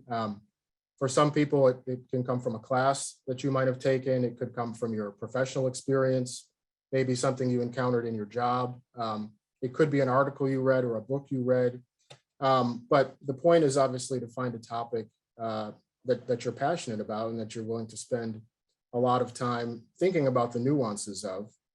And along those lines, as I was thinking about this last night, I think there's exceptions to what I'm going to say, but I think it's one piece of advice is to try to find a topic that is kind of at a mid-level of generality. And I'll explain what I mean by that. But especially for a lot of, I think, practitioners who are considering making the move into academia, it can be hard to figure out, what type of project is going to be interesting to hiring committees. And so you want to avoid a topic that is extraordinarily broad and unwieldy. And at the same time, you want to avoid a topic that's too narrow and is not likely to be of interest to academics. So just to give an example from my area, so I study and research election law. And if someone came to me and said, I'm interested in being an academic, I'm interested in writing about election law, and the topic that I'm interested in is racial discrimination in voting. I would say that's great. I'm interested in that also, but that's a very broad topic. So we need to work on narrowing that down and finding something that you can work with and really contribute to the academic conversation about. On the other end of the spectrum, I could imagine someone coming and saying, look, I've been working in the, say, Secretary of State's office in the state of Michigan. and there's this paperwork deadline that causes issues every time elections come around, and I would like to write a paper on that. In that case, I think my reaction would be the opposite, which is, that might be significant, but that's very esoteric and that's very narrow. And so we need to try to figure out how we can make that kind of more interesting so that an article can come out of that. And so that's what I mean by trying to find a topic at the kind of mid-level of generality. And just to say, not to say that the paperwork deadline might not be interesting, but maybe that's a larger phenomenon or something that we can explore and then can become the topic of an article. The best way, I think maybe the only way to figure out how to write something that hiring committees are going to find interesting or journals are going to find interesting is the second point here, which is immersing yourself in the scholarly literature. I really don't think that there is a substitute for this. It's like anything else. If you want to learn how to play tennis, if you want to become a boxer or whatever, you just need experience doing that thing. And if you want to write law reviews, you need to read law review articles and read law journal articles. It's pretty simple to say, but advice I got was read more, and then when you think you've read enough, keep reading. And it really is just like the kind of thing that we are doing all of the time. And so when you're reading articles, you get a sense of the type of questions that academics find interesting. You get a sense of the conversations that academics are having. You can start thinking about ways that you can contribute to that conversation. And so I think, being very much connected with how academics are thinking about these issues is essential. Because again, I know a lot of practitioners have a hard time making that transition for this reason. They may be incredibly knowledgeable, they may be outstanding attorneys, but the way that academics are talking about a particular topic may be a little bit different. So I would say if you have access to a school library, if you are a VAP, I know some of you are VAPs or students, you have access to Hein Online. And Hein Online is a great resource to find law review articles. And what's great about Hein Online is that you can search through citation references. And so maybe you have an article that you like it, you think it's a model of the kind of article you want to write, or that the substantive topic is related to something you want to say. On Hein Online, you can see where else that article has been cited. And that's a great way to, again, see what is the conversation about this particular issue that I'm interested in. Another piece of advice I got was to look at footnotes, read the footnotes. So you read an article, and oftentimes in the footnotes, you'll get a sense of unanswered questions, remaining problems. You can be led to other articles and, again, build up your understanding of what the conversation is in a particular area. If you don't have access to Hein Online, I would suggest looking at the law journal's websites. They make a lot of the articles available on the websites, not the entire archive generally, but many recent volumes will be available online. And then there's also a website, I'm sure many of you are familiar with, SSRN, the Social Science Research Network, where many of us will post often drafts, but usually, close to final drafts of our articles, and that's available to everyone. And so you can find articles there. But I really just can't emphasize enough the importance of, just immersing yourself in the scholarly literature, because that is what you are going to be asked about when you go on the market. People are going to want to know, what can you add to this conversation? And that leads me to the second topic, which is writing a research agenda. And the goal of the research agenda is to write, I would say a short 4 to 5 page summary of your publications, works in progress. It can be a little longer. Sometimes it's 7 or 8 pages, but it shouldn't be extremely long. It should be a pretty succinct document that, again, explains what you've written to date, and then what you have in the pipeline. And importantly, I think the research agenda is part of defining and developing your narrative. So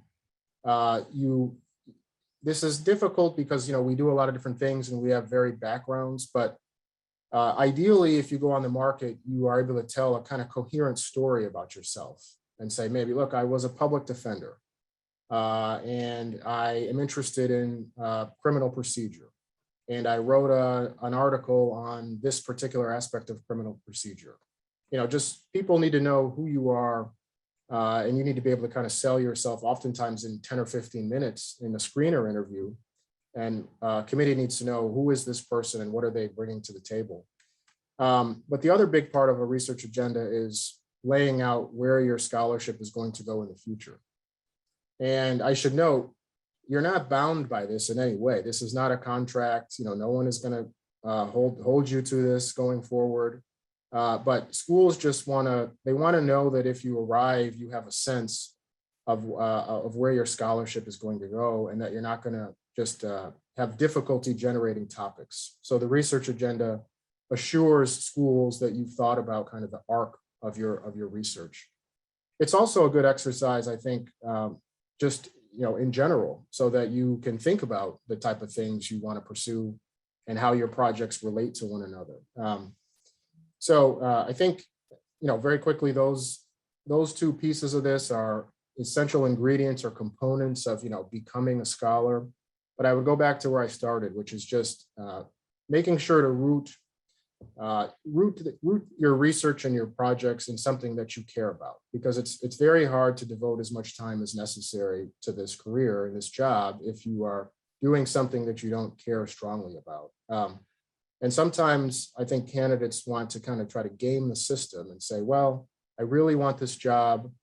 And so I know that there's a need in, say, property law or something. So I don't really have an interest in property law, but I'm going to try to market myself as a property law scholar because I think that would increase my chances of getting a job. I would caution against that, just because, again, if you don't really have the sincere passion, then I think you can get burned out, and it can be frustrating to get the most out of this really intellectually stimulating career. So I will end there and just say, if anyone has any questions they want to follow up with me about, please contact me. I'm at joshua.sellers@asu.edu. And I will turn it to Dean Hu. Thank you, Josh. Really appreciate that. And that was really, really helpful.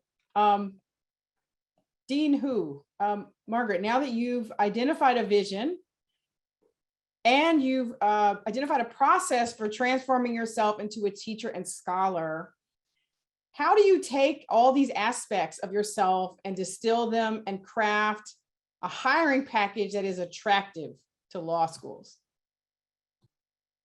Yes, thank you so much. And it's such a pleasure to be a part of this very critical program.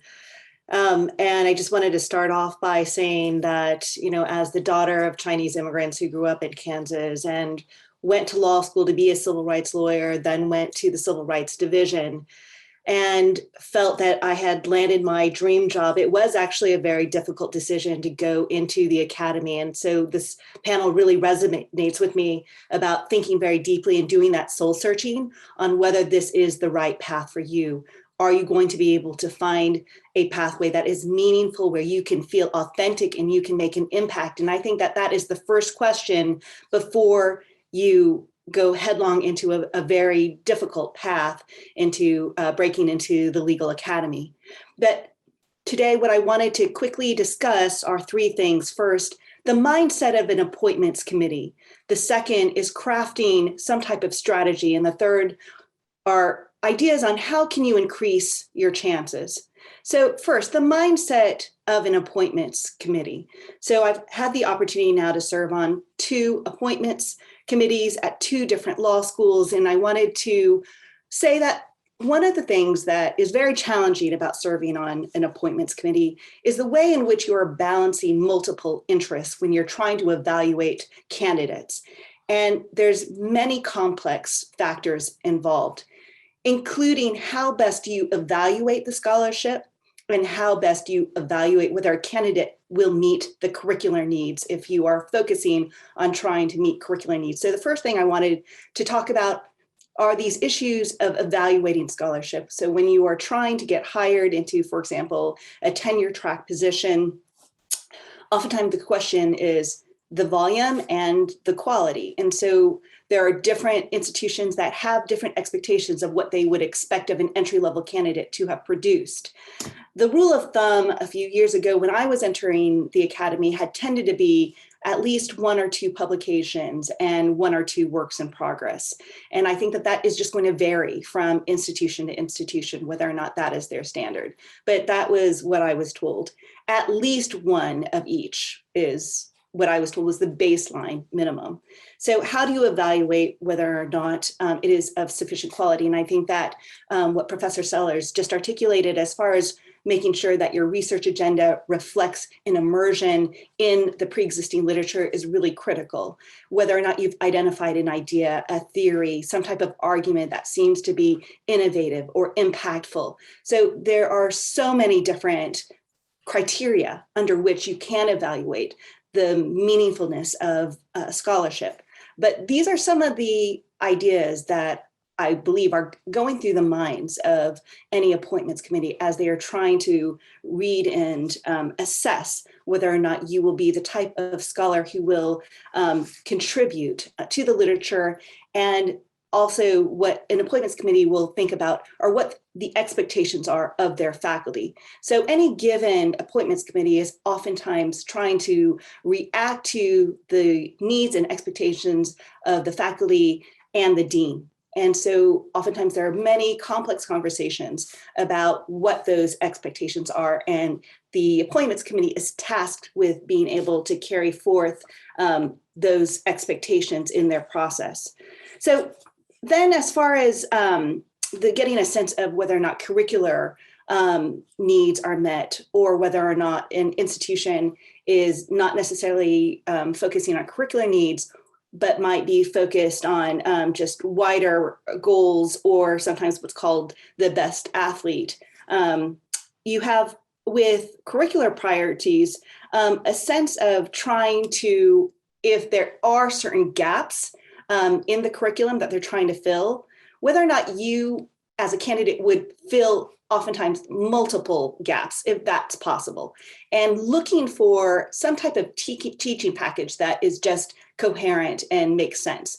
Either makes sense in the combination of courses that you present as being willing to teach, and or whether or not your teaching package seems to be matching the narrative on your resume or CV and your research agenda. So those are some of the combination of factors that are considered. So I was also told when I was going on the market that it's important to combine first year core doctrinal course offerings that you're willing to teach with then survey courses that look like they would be attractive to the priorities of most law schools.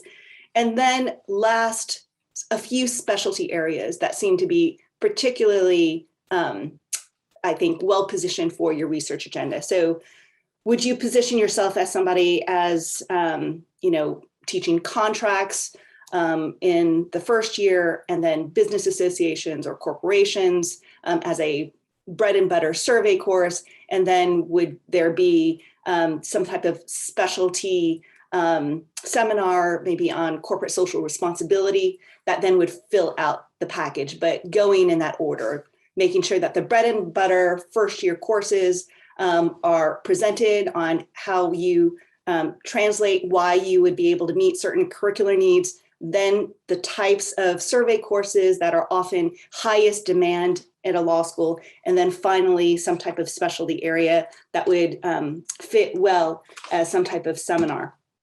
Then I want to talk about strategy.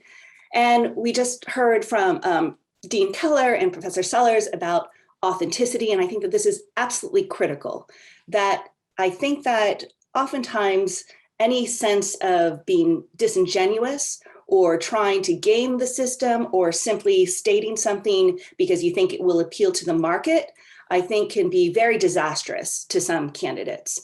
So trying to maintain some very genuine truth in the way you are approaching the process is critical, even as you are considering how best to make yourself as attractive as possible to these appointments committees. So it is a bit of a balancing act, but it is absolutely critical to stay as authentic as you can to who you are and what you bring to the table, what are your strengths because of your prior educational path, because of your prior career path? What is a research agenda that seems to be a narrative that fits with your past? And what is a narrative that will fit with your future that seems to be aligned? Because if you have always done public service and you have a career like mine in civil rights, and let's say that I found out that there might be a law school very interested in somebody teaching contracts and corporate law, for me to present myself as somebody who could meet that need simply would not translate as authentic. So it's very, very critical to make sure that to the extent you can, you ask yourself these hard questions on what you would really be willing to teach and why, because you may be asked that by the appointments committee. Why do you want to teach torts? How are you going to teach torts? And so be prepared to try to defend these decisions that you're making for strategic and marketing purposes. And then also I would say that, it's really important for some schools to see that there is a signaling of flexibility. And so that might sound that that's contradictory of trying to present yourself in one way and one way that's consistent, but also maintaining flexibility. But I think that that is also a part of this really critical and delicate dance, that you do want to be authentic and you want to present yourself as somebody who has a narrative that makes sense, but at the same time, have the open-minded flexibility of somebody who is able to be a team player. And I think that that is something that an appointments committee is definitely trying to assess. So those are some of the strategies. So I'm going to end with just a couple of thoughts on how to increase your chances. The best way to increase your chances is to get yourself into these types of conferences and workshops, to network, to meet people who are going to be willing to share information with you, who will be willing to review your work product, to enter into the process with as much humility as possible. So after 10 years of practice and being in the civil rights division, I was a senior level manager. I felt the entire process, quite frankly, was a little bit humiliating, but very critical because of how complex it is to subject yourself to as much critique as possible. You actually want to be knocked down and knocked down hard. Your ideas, your research agenda, the drafts, you want to go through moots, you want to be able to present your research at these workshops, you want to be able to practice defending your ideas, and you want people to be as honest and frank as possible about your weaknesses in your theory and in your argument, and what are the weaknesses on your resume. You want as honest a feedback as possible. And so it's extremely important to be able to have the opportunity to refine your presentations, refine your arguments, refine your talking points on why you would be a great candidate, refine your resume, refine all of the reasons why you would be, I think, the strongest candidate possible presenting yourself on the market. You also want to be able to explain the best that you can without sounding defensive, all of the reasons why there would be those in opposition to your candidacy. So I think getting ahead of the curve and understanding how somebody would challenge your ideas that are being presented in your work in progress, being able to challenge why you would not be a good candidate, having good answers, and having good answers that show that you're willing to be open-minded to the critique or to, what might be perceived as legitimate concerns about your candidacy or your ideas, to be prepared for those. The best way to get that is through really good mentoring and really good engagement with people who care about you. And it is because of that, events like this are so critical. So grateful to ASU, so grateful to Dean Sahani for putting this type of opportunity for this conversation to occur. Thank you.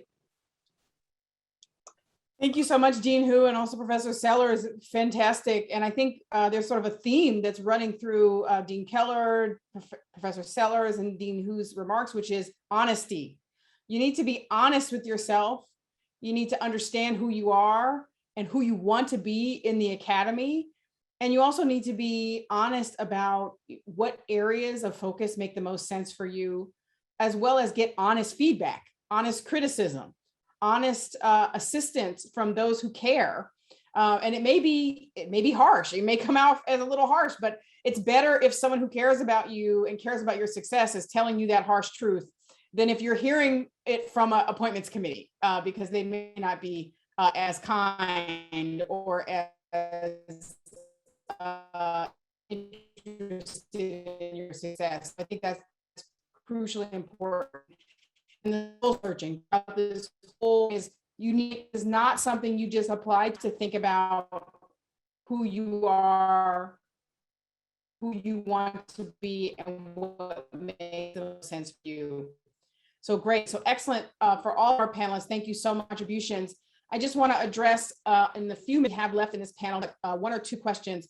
One question that has come up is, what about a person who has not published at all? Someone who wants to be a law professor and they want to go on a track that requires publication, let's say, and they haven't published anything yet.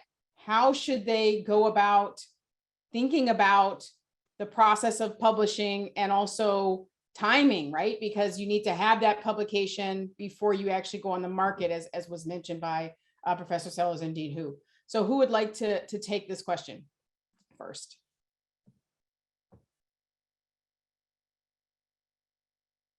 Anybody? I can call someone.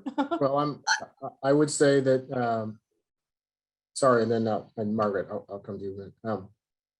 The publication is a necessary prerequisite. I would say that there's no way around that. Dean Hu mentioned that the number of publications, varies, and I know people who've gotten excellent jobs with 2 publications, but having one is without question a necessary prerequisite.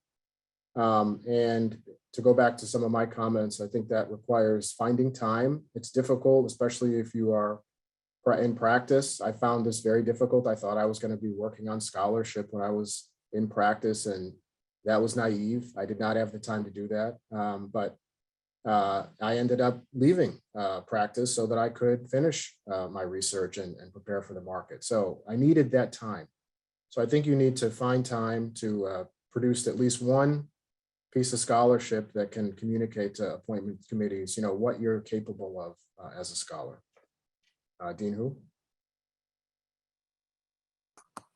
Yeah, I think that this is part of why those fellowships and visiting assistant professorships are so critical, because they serve as a bridge to be able to give an individual the time and space and mentoring required in order to produce something of sufficient quality and depth and allow you to immerse yourself in the pre-existing literature. That takes a lot of time, and it's very, very difficult if you're already in practice. Well, thank you. And sort of just a follow-up on that, we have a question about what type of publication. So some folks have published things in, say, a professional journal or a bar journal. Does that count? When we say scholarship for the purposes of trying to get a law teaching job, what do we mean by that term? At most places, we mean a law review article, right? That is the coin of the realm, if you will.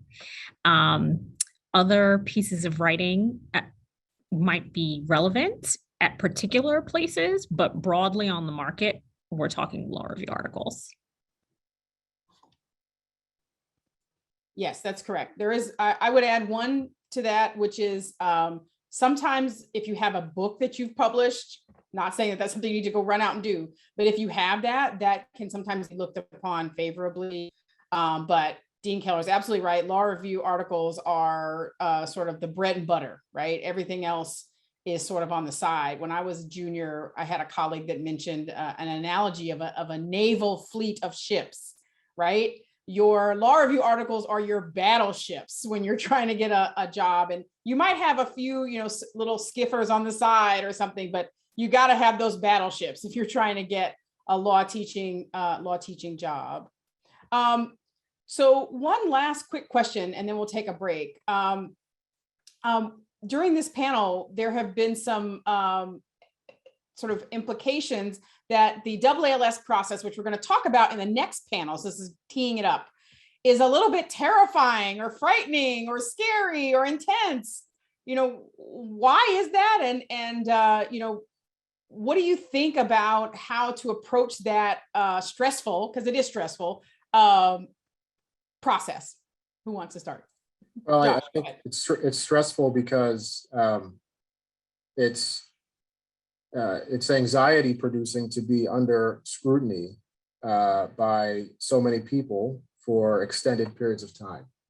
So the initial screener interviews are actually very short, but they can still be intense. But certainly for a full day of interviewing at a job, it's often 8 or 9 hours of interview after interview after interview, marked by a talk that you give over the lunch hour typically, and then a dinner in the evening. And one of my mentors has a habit of saying, don't fail dinner to candidates. You could have a great day, and then if the dinner goes terribly, you could blow your chances. So it's just, I think, human nature if you feel like you're being scrutinized, so extensively for so long, that can be stressful. And also people are, they're feel like they're evaluating your intellectual competency in some way. And so that also is pressure.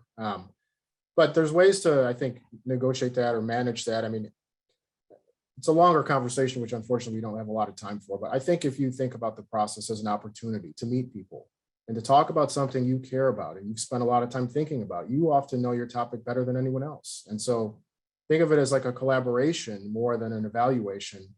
And I think that can be a helpful kind of framing to go into it with. I think I'll add here that for folks who have been on the big law market, so I did not experience AALS as humiliating or terrifying, in part because I had done 1.5-day interviews for jobs at, big firms, large firms. And so to me, it was very similar to that. I did some of those interviews when I was about 7.5 months pregnant, some of the interviews for big law jobs. And I definitely, that was probably the scariest version of this that I had done. And so when I was on the market for legal academic jobs, I had been through, I don't want to call it a ringer, but that ringer. And I wasn't really bothered by the intense scrutiny of the market. It is a different kind of scrutiny. I think it is, it can be a little more snobbish, a little more, a little more about your social capital, even than big law jobs. So I think it has that aspect to it, but I experienced it as very similar as going through the OCI, circuit in Atlanta, for whatever that's worth. I'll just add one more quick thing. This speaks to something Dean Hu said, which is that whether you're in a fellowship program or a VAP program or something, practice is that's a calming device as well. Just you have to run through moots and practices and get accustomed to delivering the information in a concise and interesting way. And so these VAP programs have they have a whole mechanism and apparatus in place to prepare people. But if you don't have that, just do it at home. Get your friends together, get anybody that will listen, and just practice and practice. Because I know hiring committees say they can tell people who are kind of more polished or people who are not. And again, that can make a difference. Wonderful. Well, that's great advice and a great segue into our next panel, which we will have after the break. The next panel will deal with nuts and bolts, AALS interviews and job talks. But join me in thanking our panelists. Thank you all so much for sharing this excellent information about how to sort of think about and vision and strategize about being a teacher and a scholar. And I look forward to our final panel of the day, which will begin at the half-hour mark, which would be 11:30 here in Arizona, but maybe a different hour wherever you are located. And so we're going to have a break right now, and we'll come back at the half-hour mark. Thank you, everyone. Welcome back for our final panel. I'm very excited to discuss the nuts and bolts of interviewing. We have mentioned the American Association of Law Schools, the AALS, multiple times in this. How do we get a job through that process? So this panel is on the nuts and bolts of AALS interviews and job talks. I'm now going to introduce our distinguished panelists. Ruben Garcia is a professor of law and co-director of the Workplace Law Program at the University of Nevada, Las Vegas, William S. Boyd School of Law. He has been a law professor for nearly 20 years since receiving his LLM as a William H. Hastie Fellow at the University of Wisconsin Law School in 2002. While practicing union-side labor law in Los Angeles after graduating from UCLA School of Law in 1996, his mentor, Professor Laura Gomez, suggested he apply to law teaching fellowships to enter academia. After a one-year VAP at UC Davis Law School, he taught for 8 years at California Western in San Diego before arriving at UNLV Law. Stacy Leeds is a colleague of mine here at ASU Law, so I'm very pleased to have her with us. She is the Foundation Professor of Law and Leadership at ASU Law, and she began thinking about law teaching as a possibility during her second year in law school on the advice of a law professor mentor. Her mentor was concerned that there were no more than 1 or 2 tenured Indigenous women law professors in the United States at that time. She quickly realized that it would be difficult to land a job with a JD from Tulsa, which is the law school she had selected proximity to the chair top Indian law program at the time. She applied for the Wisconsin Law School Hastie Fellowship as a remedy and was awarded the Hastie Fellowship during the final semester of her 3rd year of law school. But they asked her to defer it for a year or 2 to get practice experience and immersion in tribal courts, which is her area of interest. Elena Maria Marty Nelson is a professor of law at NSU Shepherd Broad College of Law.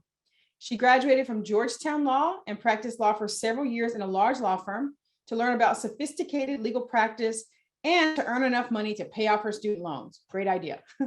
She started her academic career as a fellow at Georgetown University Law Center's Harrison Institute Clinic, where the directors of the clinic recognized her passion for law school teaching and mentored her. After her fellowship, she accepted a tenure-track faculty position at NSU Law and has served there since 1992 as a full professor, and most recently as their inaugural Dean of Diversity, Inclusion, and Public Impact. So thank you to our very distinguished panelists for joining us. And so let's begin our discussion of the nuts and bolts of the interviewing and hiring process and applying. So let's start with Ruben. Ruben, how do you prepare yourself for going into this process a year or 2 down the road? Thanks so much. It's a pleasure to be here with my friends and colleagues, and it's really an honor to be able to try to pay forward some of the mentorship that I got, as you said, as a law student and actually as an undergraduate at Stanford. One of my mentors was Laura Gomez, and so I was very fortunate for her to sort of take an interest in my development, basically as a scholar and a teacher, and that's, I guess, to start answering your question is really, a lot of this probably starts much earlier than 2 or 3 years before we go on the market, right? And that, of course, is one of the things that makes it sometimes challenging for people who, are, as you've heard all through the day, I mean, just sort of put their resume into AALS and see how it goes. And then they, again, it's actually something that requires kind of a lot more preparation than simply like uploading a resume. And one of the things we're going to talk about in this panel, of course, is, making your AALS, presentation, I think the best or the most optimal that it can be. But I was very fortunate, again, to have mentors that, sort of suggested the things that nowadays, are just, even before it was sort of all over the internet, that, the statistics on fellowship programs and VAPs that we heard at the beginning from Dean Scott, are very, very much becoming, part of the essential package, right? And so I was very fortunate to get that advice kind of analog, earlier Basically, it really made all the difference in terms of me being competitive as a law professor, because there you learned, of course, the importance of having, as you've heard today, not only a research agenda, but some of the indicators or some of the signs that you will be a successful scholar and a productive scholar throughout your career, because that's really what law schools are looking for. They're looking for various signs and markers of hope for productivity in the future, right? And so that's really where I think a lot of it starts. But I mean, if I could speak to, and I don't know if the poll came out yet, but the law students in the audience, a lot of law students may be in the audience thinking, so maybe now's the time to start thinking about this, as some of you have heard. And that, of course, we can go all the way back to law school. And actually, on another panel, a question I got yesterday, which was, what as a law student we should be doing basically to prepare for a career in academia.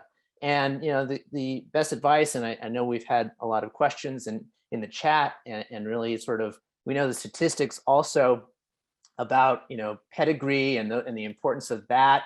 And again, and I encourage all of you to look into sort of the dynamics of this profession from a variety of perspectives. There's a lot of really important work being done right now, including by Professor Mira Deo. Her book Unequal Profession is actually very important for anyone who's considering this profession to take a look at. But the data is very very clear, right? We can talk about the very the number of people who have gone into the profession sort of without attending an elite law school. But we know that the data tells the story that 77% of law professors have gone to a top 14 law school, right? And so how do you, again, to address some of the questions that have come up in the chat or during the Q&A, which are, how do you sort of distinguish yourself if that does not describe you, or if you did not do a clerkship on the Court of Appeals or in the Supreme Court, right? Which again, it basically describes my own path, right? And I was, as you heard, as a union side labor lawyer, not exactly the kind of candidate that a lot of law schools are looking for. We can talk, and I hope we do, about sort of balancing your own passion. And of course, my passion is union side labor law, but balancing that with the needs of the schools that are on the market, and also with some service to the institution, basically, or basically making yourself important to the institution, in addition to your own sort of passion project, which I think, again, we've talked about a little bit, but we can talk about some more in terms of the AALS process. So if you're in law school, right, and you're thinking about sort of whatever law school you're in, I think I'd like to be a law professor. Again, we've talked about the different paths.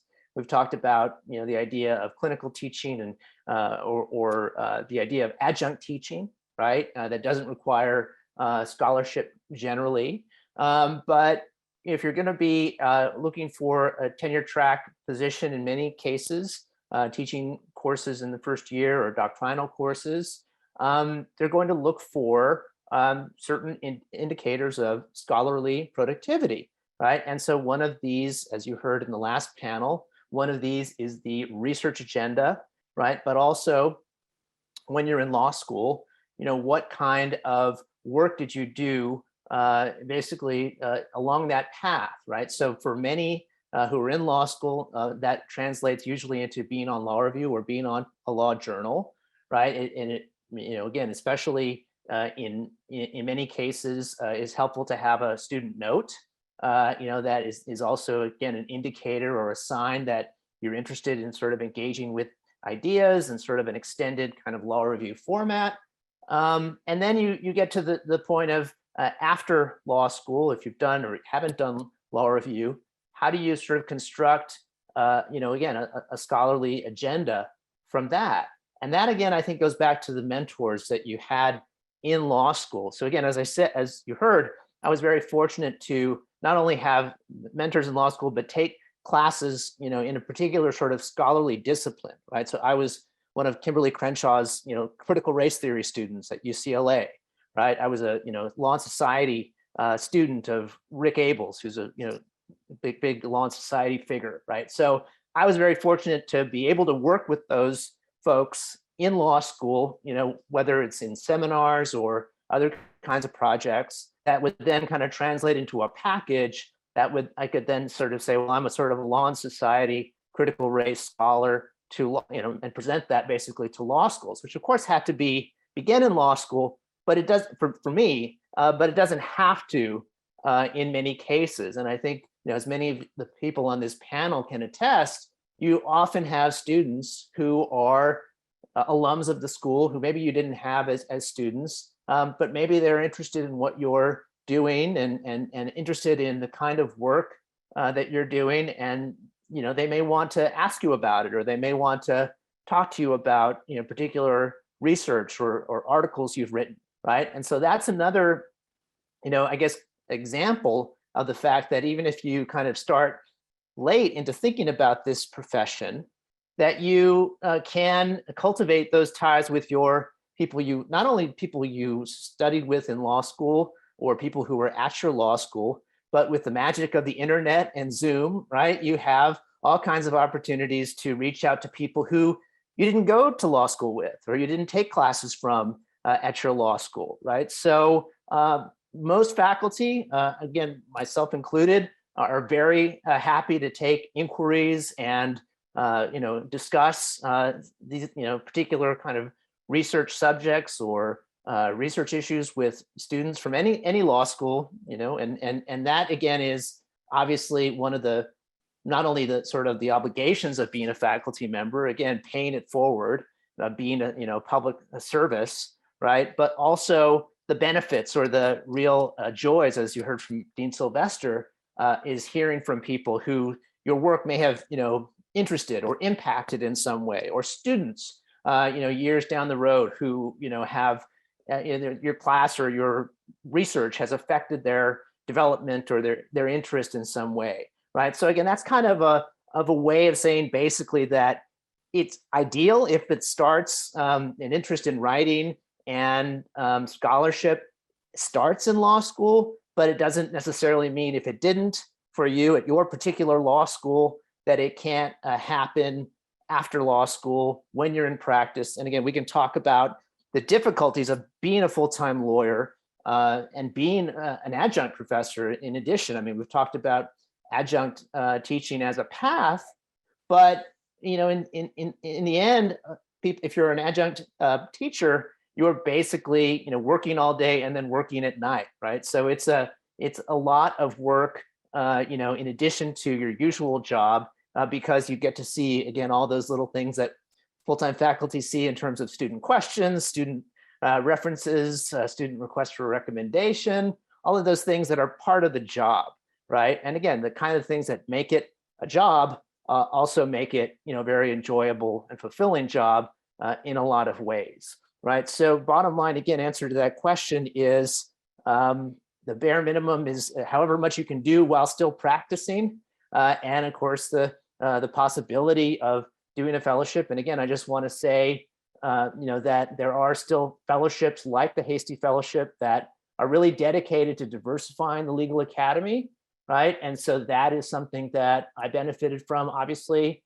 And I think that more schools, whether they're doing VAPs or whether they're doing fellowships or whether they call it that, that is something, as you heard from Dean Sylvester, something that they really care about, right? So that is something, again, that the internet is great for in terms of the list of those fellowship programs and VAP programs that are out there as well. Thanks.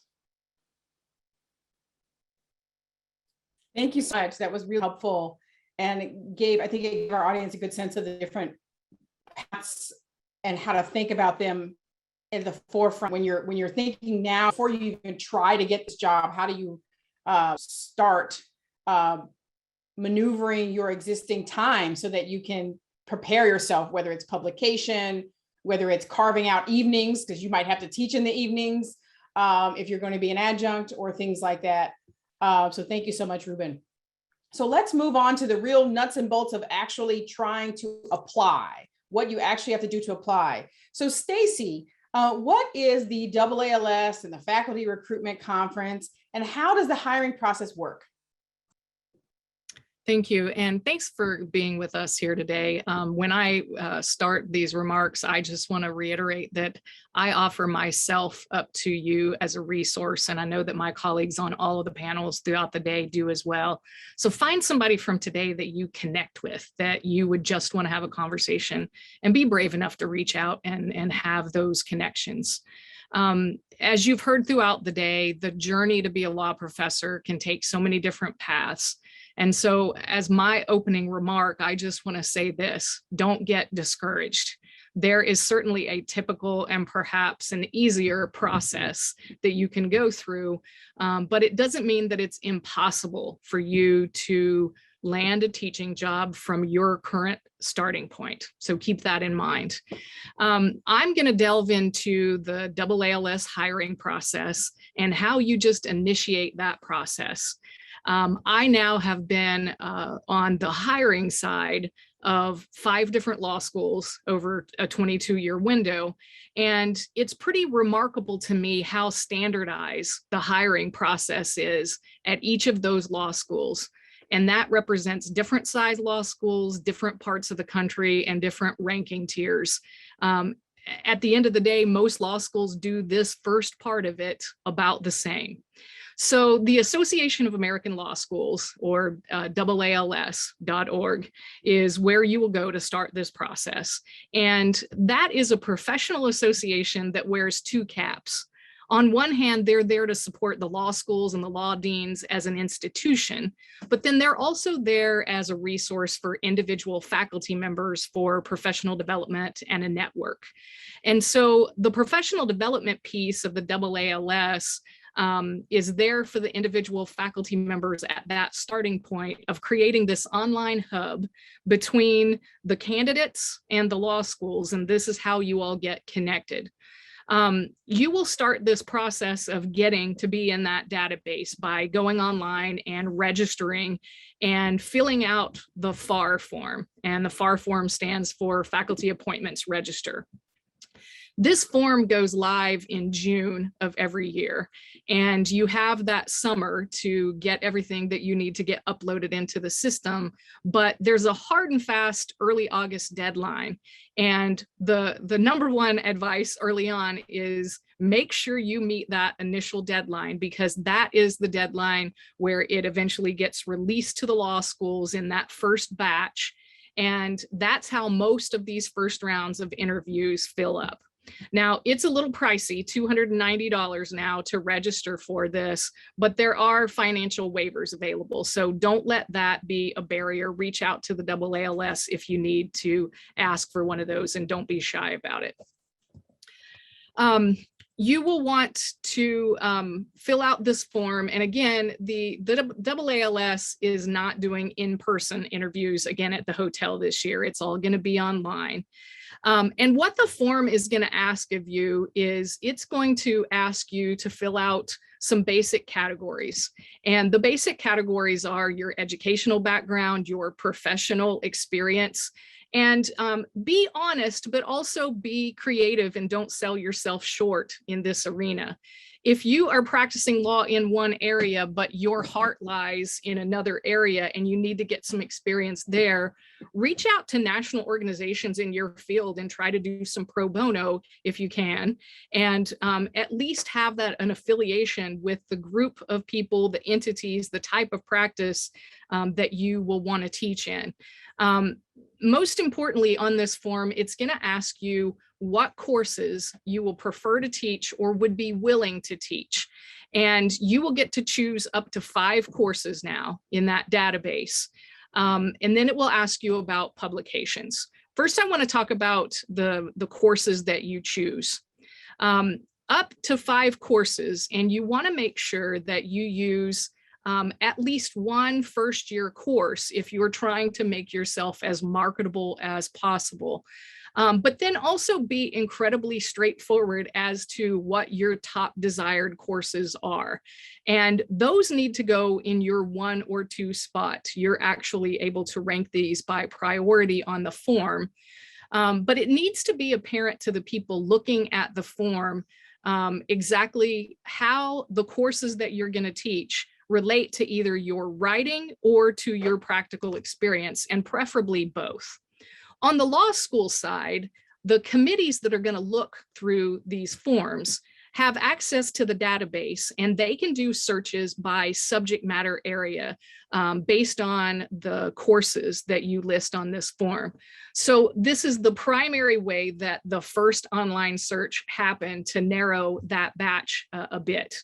And so, for instance, if a law school is looking for someone who teaches criminal procedure and evidence, they can do a search by those subject matters, and maybe it will pop up 92 people in that first round of database that teach in those areas, or maybe more. And so that would be the first time that one of these committee members looks at your FAR form, and they're going to stick with that single page before ever looking at your CV. So it's really important that you get as much as possible into that form. And before you upload it and push submit, make sure that you eagle eye it in every possible way. Get your friends to look at it, a couple of your mentors. There can be no mistakes on this form.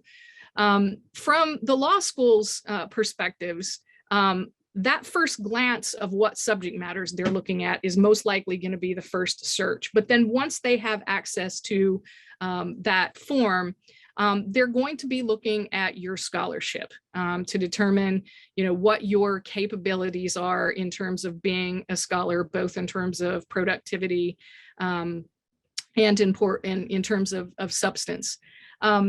So I know how insurmountable it sounds if you're someone who's working full-time and also being a caregiver to others.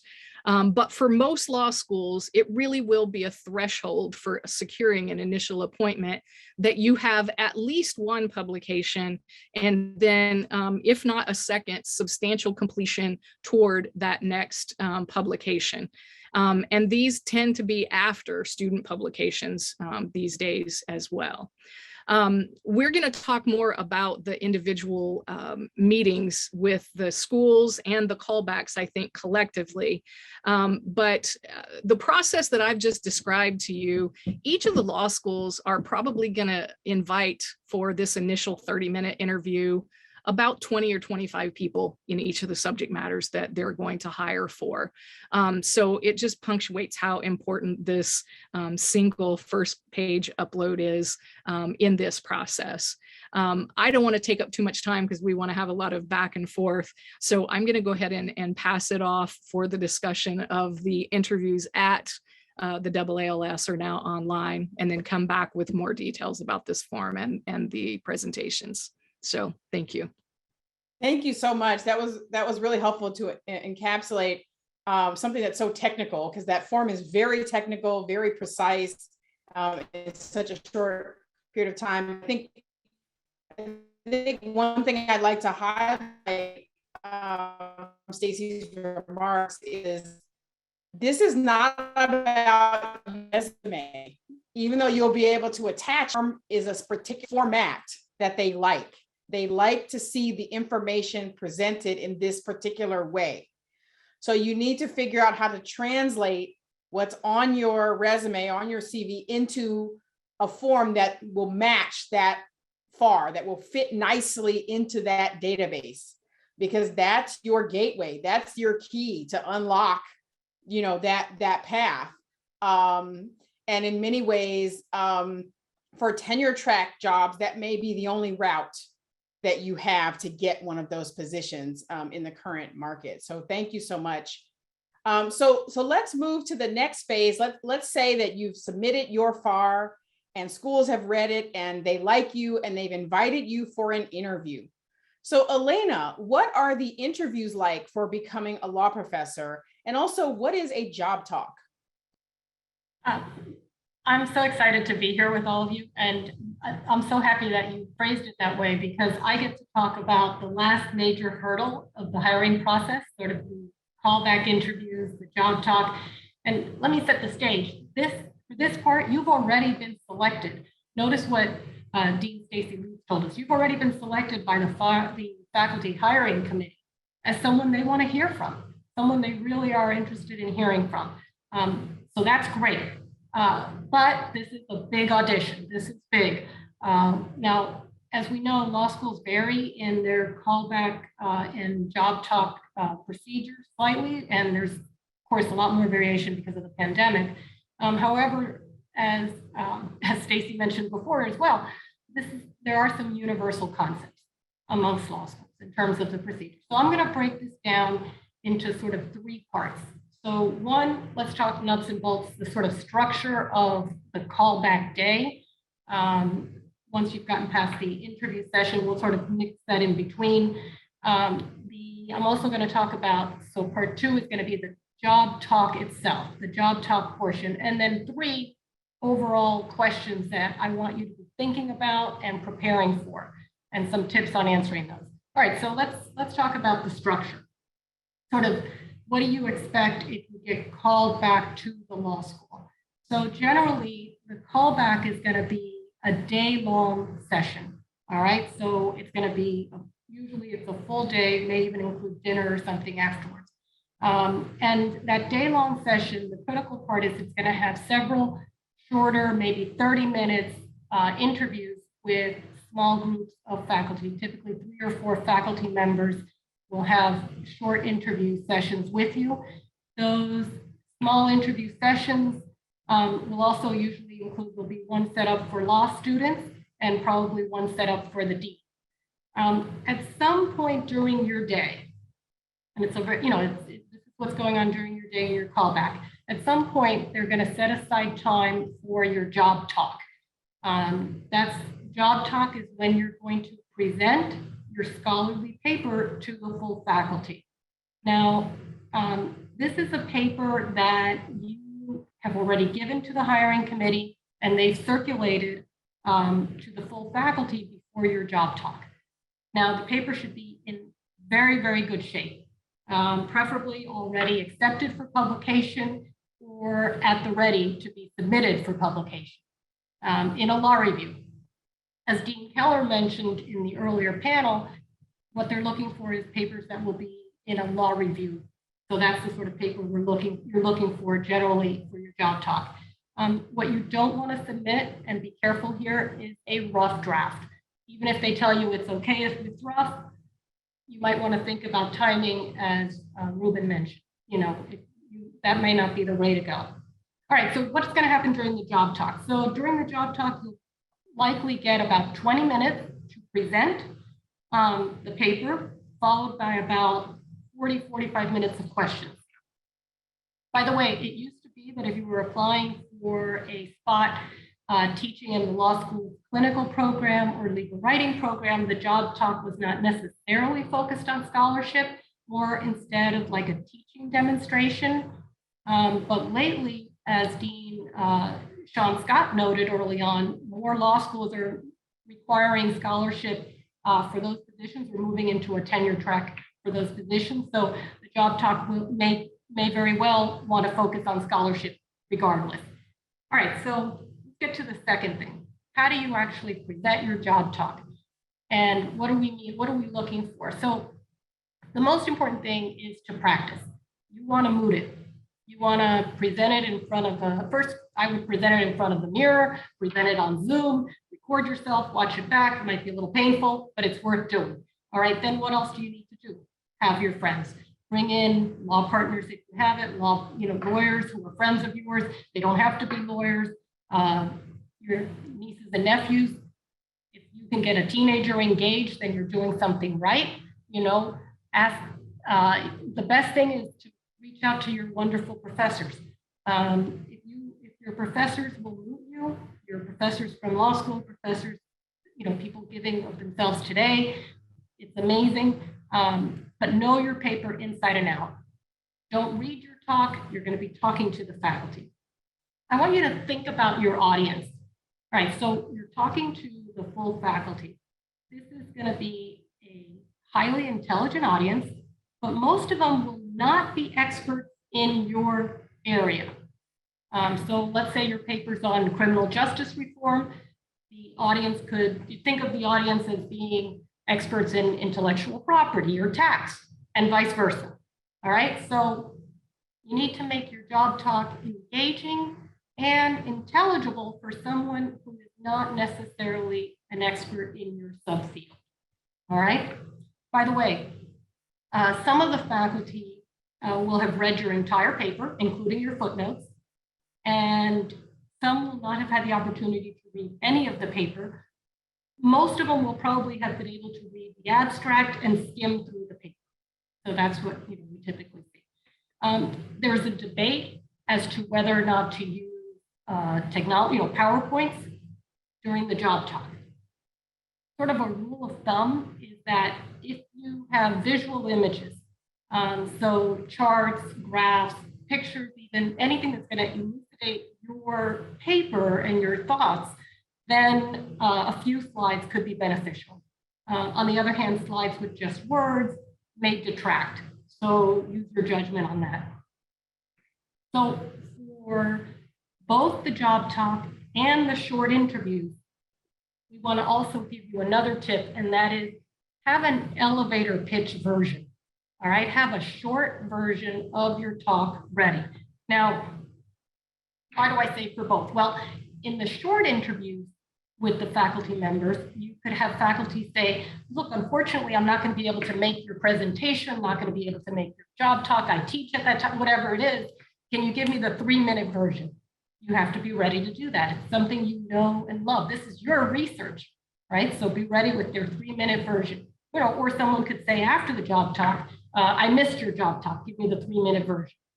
Well, why do you need to have a short version for your job talk itself? Because you could use that short version, expand it a little bit, and that could be the beginning or your roadmap for your actual job talk. All right, so let's talk about questions. We want you to be prepared for questions as part of the interview process, the early interview, short interviews during the day of the callback, and questions during the job talk. All right, so for the job talk, I'd like you to think about it as having a hot bench or a hot court. All right, you're gonna have lots and lots of questions. Law professors are good at a lot of things. They're not good at listening passively. We're not good at that. We're thinking of questions as we're doing this, we want to interrupt. All right, so embrace that. That's okay. You're going to embrace this part because you're prepared for it. You're going to have practiced answering lots and lots of questions. This is intellectually stimulating for you, for them. The question enables a dialogue between you and the faculty about your research. All right, so what's going on during the questioning? Well, hopefully the faculty is engaged. They want to know the how, the why is this, the theory of your paper, but also they're using this to get a feel for how you would handle difficult questions from colleagues on panels and, more importantly, perhaps in class, right? How are you going to handle difficult questions from students? Are you intellectually curious? Are you willing to listen and come up with other ideas? So that's what they're trying to get at from some of these questions. By the way, you might want to, if you start getting difficult questions, take a short breath before answering, before jumping in. And if you're asked a very difficult question, there's lots of advice about this. You could say something, if it's a difficult and interesting question, you could say something to the effect of, well, that's a very interesting question, while you're getting your thoughts in order. Be careful, don't say that every time. Now, another thing that comes up is sometimes faculty members will ask multi-part questions, 3, even 4 parts to their question. I like to have a pen. I always have a pen with me, even in the podium, even during your job talk, and just write 1 word or 2 for the multi-parts, because they're gonna be thinking about whether you took them seriously, whether you're answering all the parts. It's not the end of the world if you say, oh, can you remind me about, the next part that you have? That's okay, but be ready for multi-part questions, have your pen and paper ready.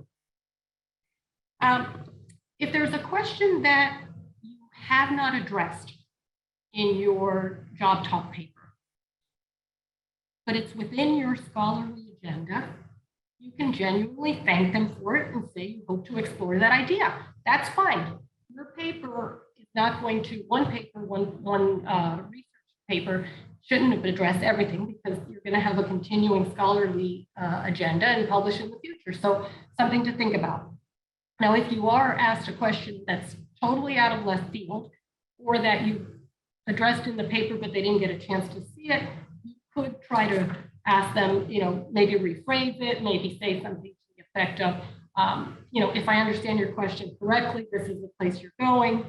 But the most important thing is be yourself, be authentic, don't seem evasive, certainly not defensive. Be confident, but open-minded. I know I'm saying a lot of different things here, but it's not different. It's very important that you may be nervous, but remember, you know your research. You know your research. You know why you didn't go in a particular direction. You know to be confident in your own self and what you want to do. Now, let's talk about some of the other questions that could come up that are not related to your job talk. The students are likely to ask you about your teaching style. So be ready with those and think about that. Have a deep thought about how you would teach difficult classes, how you would teach difficult concepts, I would say. And the students are very likely to ask you about your commitment to diversity and inclusion. The faculty should also, or may very well also ask you about your commitment to diversity and inclusion. As Dean Kramer mentioned from the very outset, faculty are increasingly much more interested in making sure that we're helping the whole profession. And so be ready with that. And of course, faculty will ask you about your teaching. They're also likely to ask the following: why this law school? What's your scholarship agenda in the next 5 years? What impact do you expect your scholarship to have? Why you want to go into teaching?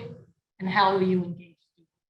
Give concrete examples. For example, a particular professor inspired you, a client's issue came up that triggered intellectual curiosity, motivated research, and be ready to talk about anything in your CV. Not just your scholarship, but your prior employment, your community engagement. During the small interviews, faculty love to look at things that are interesting to them, and they'll mention it. So be ready. It might jump off the page. It takes work, but it's worth the investment. This is a wonderful career, and you can make an impact in future generations. Thank you so much. That was a comprehensive whirlwind tour of the interview process. And I think that was very, very helpful and informative for our audience. I think the burning question on everyone's mind, even though it's not in the chat, given the format of this conference, is how do I interview over Zoom if I have to do that? How do I make an impression on people who will be my future colleagues if I have my camera and microphone? Any tips from our... Go ahead, Ruben. Yes, well, for us on this panel, Zoom is relatively new. I mean, for teaching as well. So we have been over the last 2 years trying to figure out how to be engaging and clear on Zoom, which we've tried to do, for 20 or so years before that in real life. So a lot of the same principles apply, I think, but there are, certain Zoom tricks or Zoom tips, I think, that we could talk about that may help, right? Or that may be more important. Elena talked about, the question of a PowerPoint versus not a PowerPoint, right? Maybe in Zoom land, a PowerPoint is more important than it was in real time. So that's just something to think about, and again, make a decision about what kind of things you respond to on Zoom calls, or that are memorable, right? I mean, you'll have the same kind of questions that we have as teachers. Basically, are students listening? Does the camera off mean that people are there? And it's just a kind of a new reality for most of us that, it's not really clear what the the best strategy is on Zoom, but a lot of the things, again, that Elena talked about in terms of things that work really well in real life also apply in Zoom, I think. I am a disciple of the stand-up desk. And even if you don't work that way, you should Zoom that way. When you are given a job talk or some type of interview, it's the difference in you standing in front of a classroom versus sitting down on a panel. You're more intellectually engaged. I think people will tend to be a little bit more charming and, interactive with each other. So try that at least once and video record yourself. But that's an option that you might want to explore. Great tip. Great tip. Yeah, I mean, I think it's something that we've all had to grapple with. What's the best way to present ourselves on Zoom? What should I have in my background or not? Should I use a virtual background or not? I would say my main tip is don't have anything distracting going on in your space, whether it's behind you, whether it's sound on the side or whatever it may be. The focus is supposed to be you. And that's a lot harder to do on Zoom if you've got, too much colorful things going on or sounds or anything like that. So I would say keep your background simple, interesting, but simple. I think it's really important that you practice video recording yourself is a great idea. I think that was a great suggestion because you want to see what other people will see when they see you. Any other thoughts on that question? Ruben, were you going to say something? I see you're not muted. Oh, sorry, I wasn't, but yeah, I mean, I actually think that it's going to become more common even in the after times for schools to use Zoom or other kind of interviews instead of sort of the formal AALS process. And I know we were talking about this as the nuts and bolts of the AALS process, but as we know through the whole day, we've heard there are many people, going around that process or outside of that process. And we can talk a little bit about that, but I just want to emphasize that may become more important in the years to come, just because of the expense that law schools actually also have in terms of going to AALS. And if they can find good candidates, kind of another way many of them might be looking at that. Thank you. That's a great segue, Ruben, because I was going to ask one more question, which was in the Q&A, but I think it disappeared, which is about geography. Throughout the day, we've been talking about how you really want teaching job. You have to be willing to move to Timbuktu. That's kind of true, but there are those who are in school or whatever it may be, they just can't move. People just cannot move from where they are. What advice do you have for someone who's geographically limited in terms of law schools are in their area? And that could be tenure track, it could be adjunct, it could be lecturer, whatever they're interested in doing. What advice do you have to someone who's geographically limited? So I intended to mention this in my remarks about how to address this on the form. And I think you have to be truly honest. If you really are not interested in anywhere but 2 or 3 law schools, then you need to put that on the form. There's nothing more frustrating than calling someone to extend an interview and then they tell you, that it's not somewhere they would go. So be honest, but here's the frustrating thing.